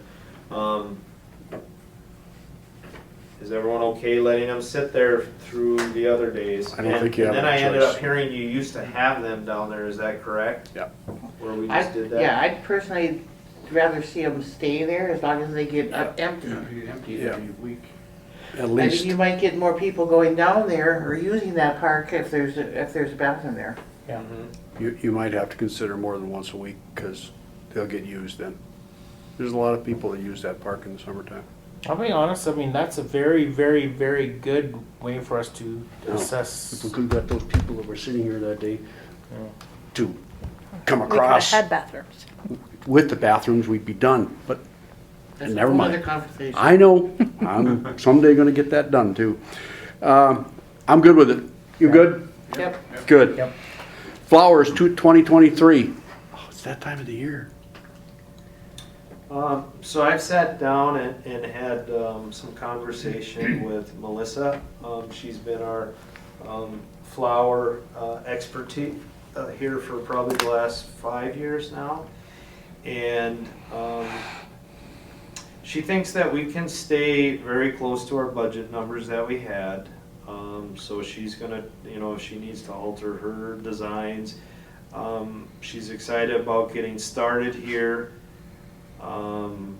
You know, with the planting of the flowers, and I think we have one action item on the flower truck list that Mark's been aware of, and that's just the air conditioner to get fixed in the truck, and so we hope to have that done by the end of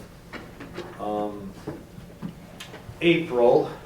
And I think for the current year, we're going to keep things very similar to what we did last year, where she's hired on an hourly basis. And I know we had some discussion about, you know, whether or not we could, you know, look at contracts or, you know, and I did actually look into some other options, other cities on what they would do if we ever decided we were gonna have a couple of the gardens and maybe did a volunteer or we talked about contests.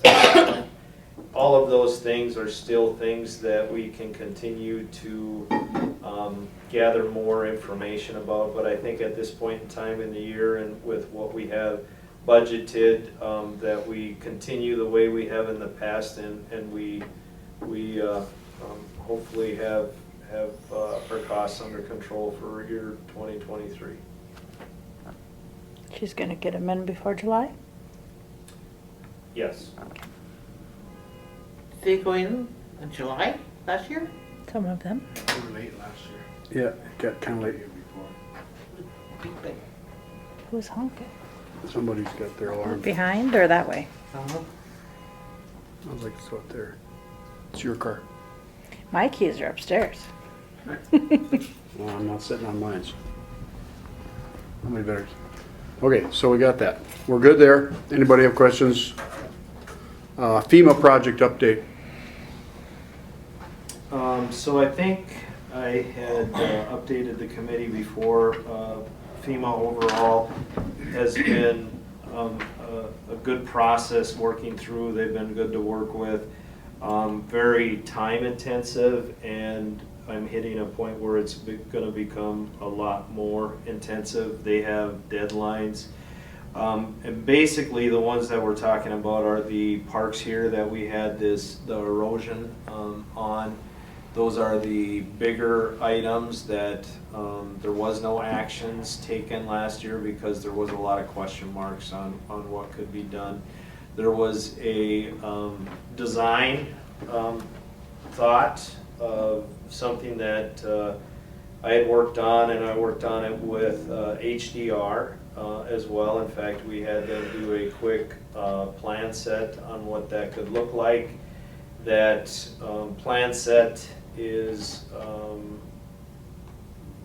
basically materials, etc., could be worked through FEMA's mitigation plan, which is where we're at with those 3 parks. Long and short of it is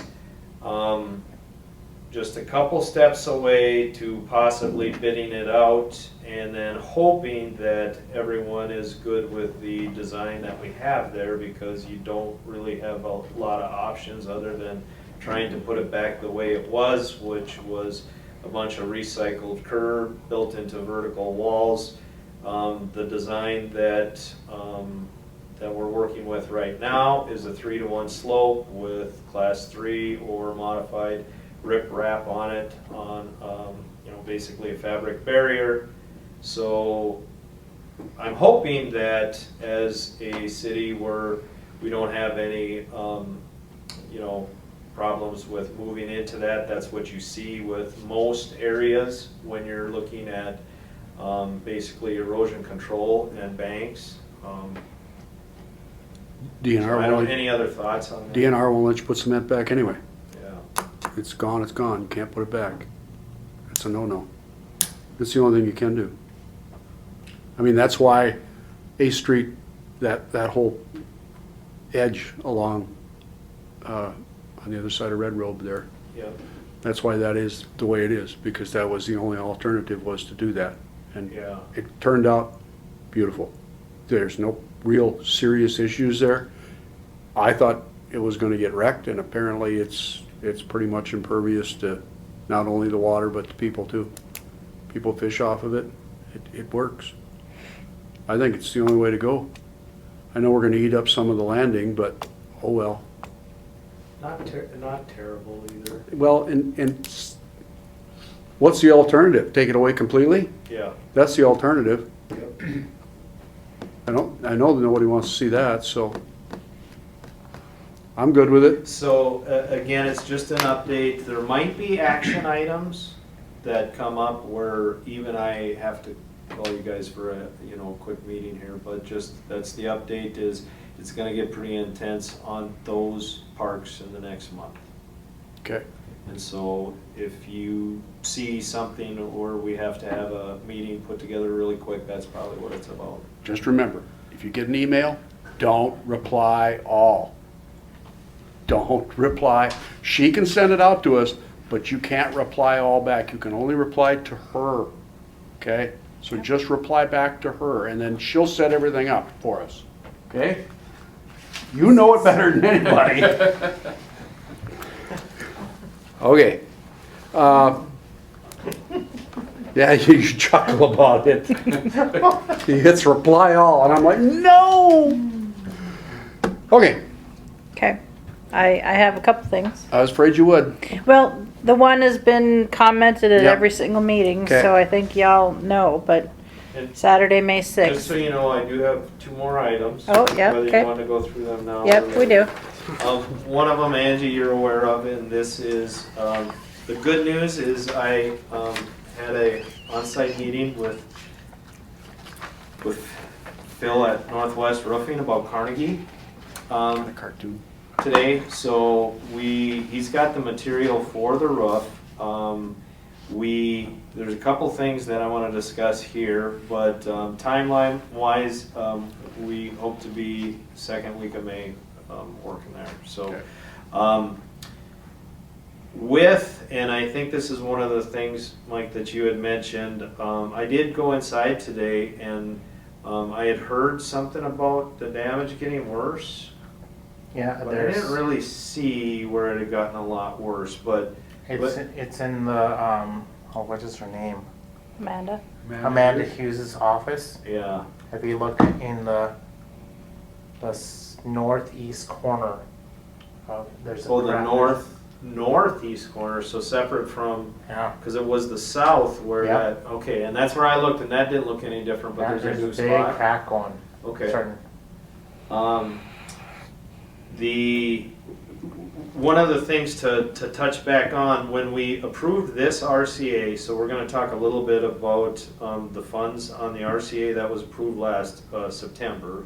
But secondary to that, one of the things that we had talked about was getting another estimate for the flat portion of the roof, because the RCA that was approved is for the tin on the vaulted part of the roof on the outside. So there's about a 4-foot border that goes around the outside that's flat rubber. One of the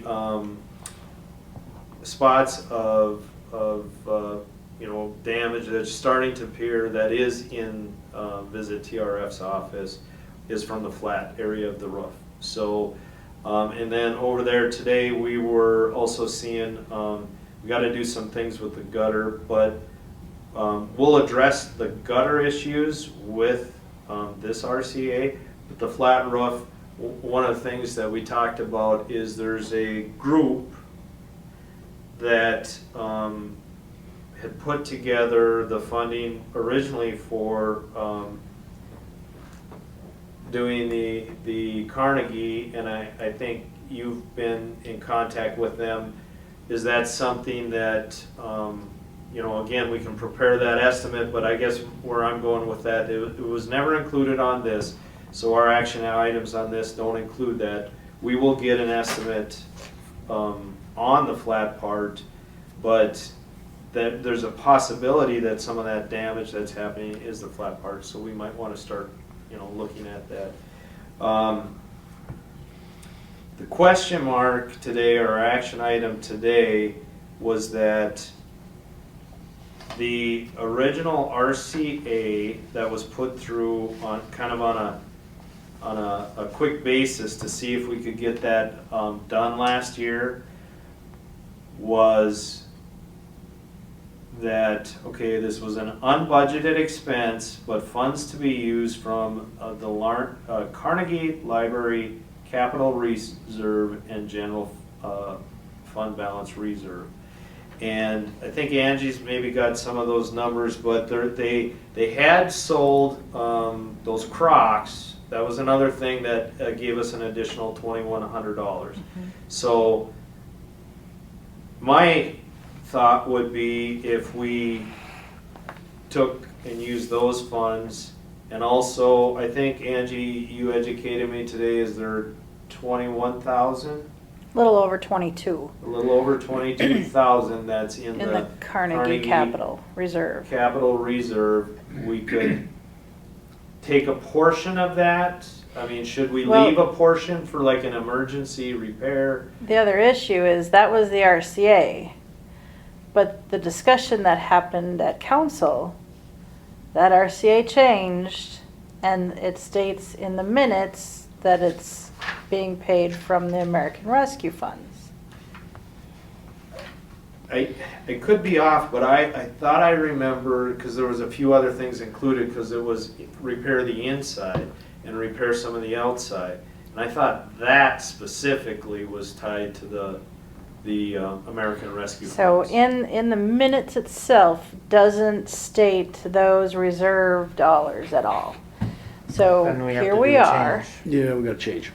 That's why we're bringing it here, because we need to have clarification on the funding of the roof.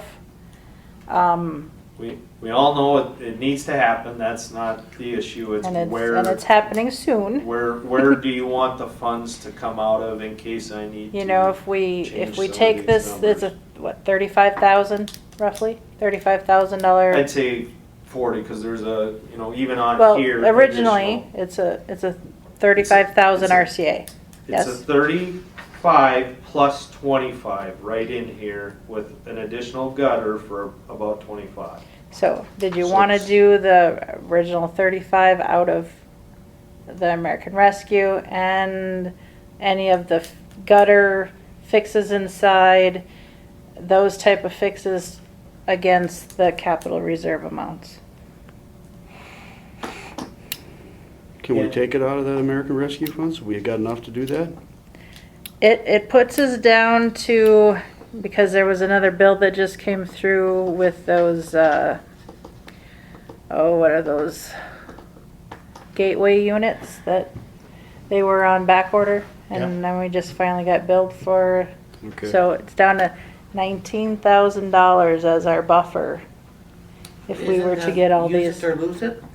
It is, but we haven't bid two of the projects out.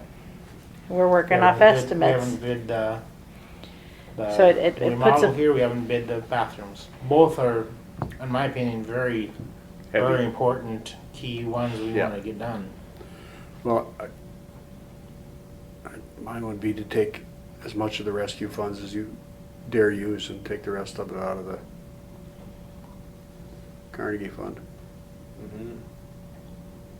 Because to be quite honest with you, And do you think there's, should be fixing that again, with flat roof too, though. this building, this historical building, will we get financial support from anyone else? So, the group that I'm working with, I mean, we need to verify if they still maintain their 503C status, you know, if they, you know, I mean, there's a lot of questions, I mean, I doubt it. I mean, I know their comment was when we could stir something up again and try and figure out what we can do. Their comment is going, you know, they do not want to see it, their efforts go in vain and it just starts to dilapidate. Yeah, I should tell them that we have nothing left, so.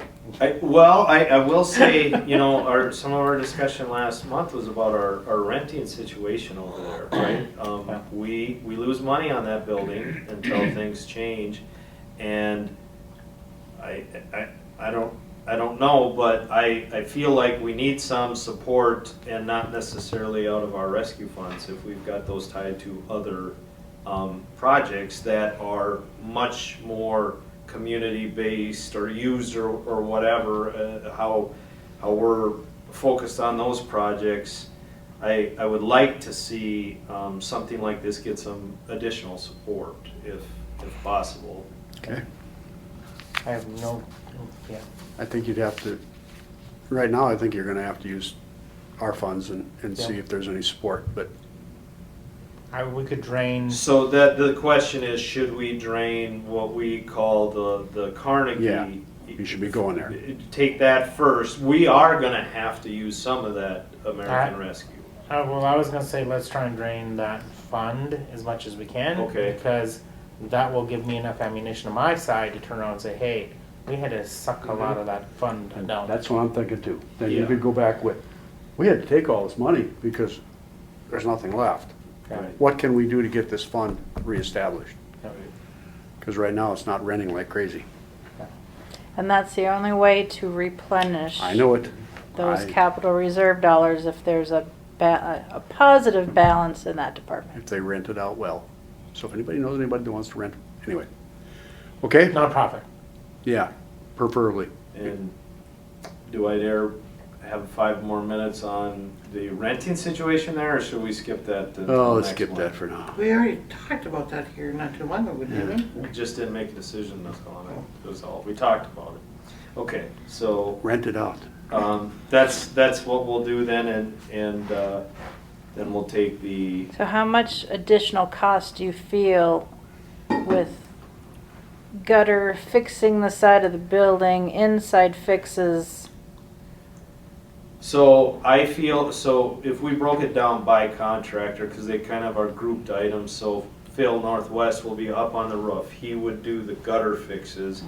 We already had the 2,500. We noticed some additional stuff today. That shouldn't break 40. 40? 40 total for the whole. So he was at 35 already. Okay. with 25. So he's basically at 37 of what we had already okayed. 2,500 then, right. Yeah, I know, he keeps saying that 25,000, I keep I'm like, I got. Oh, that don't add up. I'm sorry, 20. Yeah, Okay. so when I say 40, that's the 1,000. Okay. Yeah. His work, I don't think should exceed 40,000. Okay, Right so now. then additional fixes with Inside, roofing, are you fixing the corner of the building? that is the biggest question mark, that one I won't know until I get an expert in there to see what they're gonna do. Painting the interior, right now, I haven't seen the one that Mike has talked about. That's still, 'Cause that sounds structural. I mean, there's crack or something you said. and if it's structural, I can't give you any estimate. Structural's not good. If it gets into replacement of that, but if it's cosmetic, right now at painting, we're maybe at 1,000. It's just sheetrock in there. It'll work. Okay. Yeah. So I think it's ideal to bring this back as an RCA. It gives us an opportunity to explain, hey, why it has not been done yet. Yep. Because of the weather that was hit us last fall. It also says there needs to be some clarification and Well, and then we'll corrections. specifically spell it out, how much is going to be paid Yeah. and. Where it's gonna in come from. What areas. Perfect. Does that work? Yep, that works for The me. only part that doesn't work is that with the dollar amount, I don't know that it's time and material for the gutter stuff, right?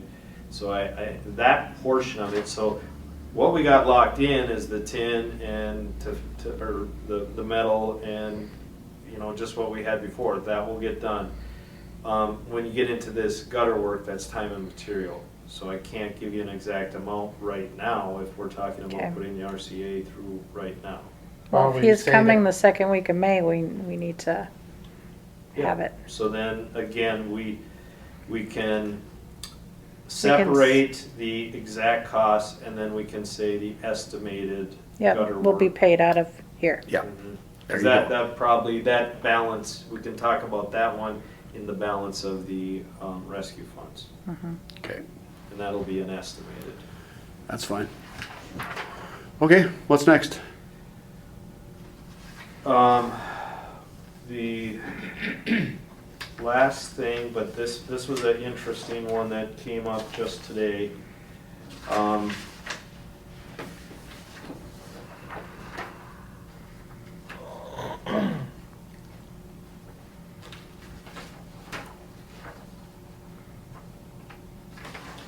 But it's got a timeline on it, and Carrie Mooney had sent over an email. She is with the SHIP program, which is Statewide Health Improvement Partnership. They've worked with the city before to help out with the bike racks, that you see around town and things like that. And she's got an opportunity to where she could get these water stations. Now, the water stations, which I have a picture of, are about $2,600 each. And with a grant opportunity, she could get 2 of those, which I think when she is emailing me for 2, that's what the city could get. The deadline for applying for this is June. So it's a very short timeline. Like I said, just got the email today. So I had sent back quickly as a couple of questions. Just to be clear on financial obligations, would your grant opportunity cover 100% of the water filling stations? And then if the stations were located on city property, the city then would be responsible for maintenance and plumbing costs for the water. And is this a one-time opportunity, or would there be potential for this same opportunity down the road, right? Basically, is it there next year? And she responded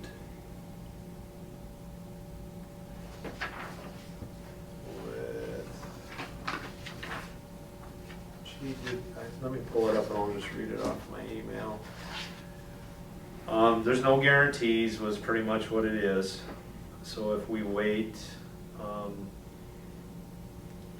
There's not a guarantee, but with everything, there's some maintenance costs. It does seem kind of exciting. Not only is it's not just a drinking fountain, but it's a water filling station too, right? So if you're out walking on this trail or biking on this trail, a lot of people carry the bottles now. It's, Is it using city water or whose water is it using? well, I'm sure that would be the city water, yeah. So that's where I was getting at, is a lot of times, the cost of the unit itself is the lower cost of Yeah, that's what I'm the thinking. investment. Piping that in would be, we have a water station over on, the park, the gazebo park. Yep. Doesn't work. I know it doesn't work, but we got one over there. You know why it doesn't work? Because we have winter here. Yeah, Bad things happen, yeah. really bad. It's really hard to keep water in this country. Especially when someone forgets to shut it off. Yeah. That's immediately what I'm thinking of, is like when it's just, You know what Kurt would say? I can hear him. I hear exactly what he's gonna say. And who's gonna maintain this? Yeah. And who's gonna pay for that? It's all fine and good to have it, but then you gotta pay for it afterwards. Right. And I'm sorry, we keep getting hooked with these things that yeah. we got no I'm- maintenance fund for. I'm personally not, I mean, we don't maintain the one in the park, and we haven't gotten it fixed in years, so I would say no. Can I tear that one out, by the way, then? yeah. That's the other What? question. Can I take it out? I was hoping you were gonna say you're gonna fix it. I would. It's probably not fixable anymore from what I understand. Repairable. I think it's done for. I mean, it's false advertising. Again, I'm gonna go back Some little to, kid comes running over there from across the park, right? I'm gonna go back to if we could get those people to commit to getting something done in that park, which really needs to be done. We need that bathroom facility there. Well, Tear it out. To jump back to the music in the park, that's one of the things that I would probably suggest to Friends of Floyd, is set up a card table every, for donations. I mean, if you're over there enjoying the free music, it's the best opportunity for someone to throw a 5 or a 10 in there, going, man, I can't wait till if this keeps going on, and maybe that fund goes quick, Yep, that would help. But anyway, so we'll take a pass on this one, I think so. correct, at least for now? For now. Okay. Yep. It'd be nice to know if it's gonna happen next year, what it was, maybe. I We'll see have some a- got, He the said bottom, they two. got bowls for the That dogs. was For the two. dogs. It was too. Oh, really? Yeah. I didn't I- hear that. I mean, I had one. next year if we get a bathroom out there, or, whenever we get a bathroom out there, and it's right next to the building, so that gets shut off in the wintertime and stuff. That's what you want. Absolutely, then I could see that being put in, but Yep, if it's gonna be just a standalone in the middle of the park, doesn't work. Okay, the last thing that I have is a party favor. I think I had told most of you about this, but it finally showed up. This is our award for a project last year. For a street project. Oh. So- Like the Arnold and stuff like that? Yep. Okay. And here's the award letter. So I think the long and short of it, my question is, other than putting it on the wall, do you guys like to do it at a council meeting where? I would say would proclamation or something Yeah. like that. yeah. We don't I get mean, many of Should them. be. It should be. You can take a look, but I mean, the city should be proud of the project, Yeah. for sure. I think Oh. it should be under the proclamation portion where the mayor. Yeah, because we're gonna do it again now this summer. We're gonna go out there and Yeah, it's a good time, with the bids coming in Yep. on whether or not the do it. public supports on that. Can we do that? Done. I like it. I do too. Okay, hit it. I gotta get out of here. I got another meeting to go to. Half an hour ago. Uh-oh. Well, audio of the meetings. Oh, yeah. Minutes of the meetings. I know the other committees have requested to have that discussion at committee of the whole. Each committee wouldn't necessarily have to be exactly the same. You guys can have the discussion here at this committee if you'd like. My personal feeling would be it would be an all or nothing. Again, we have city council members who listen to the recordings, besides public, but that's where I'd say it needs to go to committee as a whole, so we can talk about it. I agree. Me too. It concerns me because when I get it, it's a double-edged sword, but for public transparency, that's the Yeah. concern. You know, So it started as a tool for me. Yep, no, I know. I- It wasn't done previously because, It really shouldn't be, to be honest, in my opinion, but so, I will more than happily take it to committee of the whole and we'll have a discussion. so that'll be discussed there. Okay? Is that it? No, I got one thing to read. Yeah, I know, I gotta get him down of Yeah, here. no, I'm done. You're done, too? I got a list, so Oh, go. Okay, this is I got from a guy that lives on 128 Oak Avenue North. He said, I talked to the mayor previously a year or two ago, and also a little over a week ago. The deer population has grown to around 18 animals. They're killing many of the plants in our yard, landscaping along with damaging our trees. Something needs to be done. The DNR said it's a city problem. I hope we get some help with this, and that's it. We had this discussion of public safety. And admin. And admin. Public safety went around and it was unanimous that we're not having a deer hunt. I don't know, we'll have to figure something else, but we're not having a deer hunt. It gets too messy.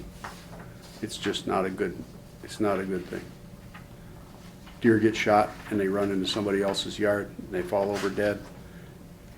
They had horror stories, but anyway, that's what we decided. We'll have to figure out some other way to do it, but 128 Oak Avenue. Oh, That'd be kind of just a little east of Holiday and then. I know who it is. I know who it is. He's complained to me before about it. not gonna disagree, we have so many over by us too. Yeah. It's- This was a really bad winter though too, and I will say they will disperse and disappear now. But I don't wanna, it's like I- knocking pigeons in the head. I don't think that's a good idea either. On that same note, I would suggest the possibility of an ordinance or just say, don't feed the deer. Well, you're not allowed to feed the deer right now. Okay. DNR says you cannot feed I deer. feed the deer now. They're Well, then- coming in, they're eating out of the bird feeders. Yeah, they're eating bird So feeders. the only thing you could do is restrict the bird feeders, and I think you're gonna have a bigger Oh. issue with that. You'd have a real mess. Or enforcement, because there's more than bird feeders. Well, I know, but, okay, so I had one gal complain to me because her neighbor called the DNR on her because they said, you're feeding the deer. And she was not, she is just feeding birds. Of course, you're coming by because, hey, there's sunflower seeds out. And the DNR actually agreed with her that she wasn't intentionally feeding the deer, and so they didn't do anything. But it really garners bad feelings between the neighbors. That's the big problem. Yep.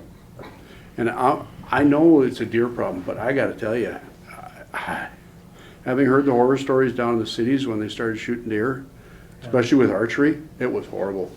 They had one in particular, mom was outside with the kid, the deer came flying over the shrubs and dropped right there and died, and it got to be a real mess. Yeah, I wouldn't support that either, but, There are other when you get alternatives. into public safety, just Sunday I came in on Greenwood, and our Greenwood Trail, there's one laying right in the handicap access, right? Yeah. We do have outlying properties that with those owners, if they got on the same table, you could do hunts out there, but you have to have them agree to it as well, and that's where you have the other two ends of the spectrum, you know? Well, and the other thing that was mentioned at one of our public safety meetings was, hey, guys, if you know, especially with these outlying properties, God, I wish that thing wasn't on. One of the people that has the problem with the deer has one of the largest pieces of property that is just outside the city limits here. And there's a great number of the deer that are coming into town are coming from that property. If that property was properly managed for the deer, so that they would stay there instead of coming into town, because if they had feed out there, they would stay there. But everything's been taken off, so there's nothing left for them to eat in the wintertime, so they come wandering into town. And you can see it, because they come right down the river. And they head into town. Yeah. And if you tried to tell people that they couldn't feed their birds, Yeah. when they tried to limit it, it was just like, woo, not new. Yeah, not gonna work. I've had quite a few deer in my yard here Yeah, this I have winter. too. And that's coming off the beach. Yep. So I'm not saying no, but what I'm saying is I don't think a deer hunt's gonna happen. I really don't. At least not, from our group at Public Safety, we were all against it. That's the same with us or in It's Admin. it's just not a, you're right. Well, maybe we should start thinking about having a discussion with some of these people that are outlying. You know, you made a good comment, and I could help you, and I know Dana could too. All the deer we have, we've got about 4 tracks out of town. Yeah. Where all of them come through. I mean, one of them's right out on this side of town, same type of thing, that lines right up with the river and all the trees there. And you got the whole south end of town, and then you've got our Greenwood Cemetery. Yeah. And I can that look- one, of course, we're not gonna do anything, that's kind of surrounded, but if you really were to manage that, you could get it down to, I bet, 10% of what we have right now, but right now it's just wide open. Like, I mean, they're educating generations to come in. Yep. Okay. You're okay I'm then? done, yes. I'm good. I'm hoping you were. I only have one item. Oh, you liar. Just a quick comment. Is if you have taken a look at that light pole, that's right south of Arby's. Yes. It has actually gotten higher. Yeah, I talked with John about that, and they have looked at that one even prior to when you brought that up. They do have that on the radar. I'll touch base with him again. The first thing is I wanted to know if they had it. He did have an explanation where I felt, okay, like maybe it was this summer they're taking care of it. Okay. I just think that, ooh, it's right by a park. Yeah. It's on a sidewalk, public sidewalk. It's like it is a absolute trip hazard. Yeah. I mean, it's high enough right now that if you were to swing your car door open, if your car door would Your catch the car door cement. would hit it? Yeah, Well, it's high. okay, I'll touch base with him again. I'll write that down. Okay. I mean, if need be, he needs to bring that to utilities. And I almost brought it up in utilities, but sorry. This is a funner one to bring up as an other item, so. You just like to drag it out. Anybody else have anything? Nothing? No. Then I think we can close.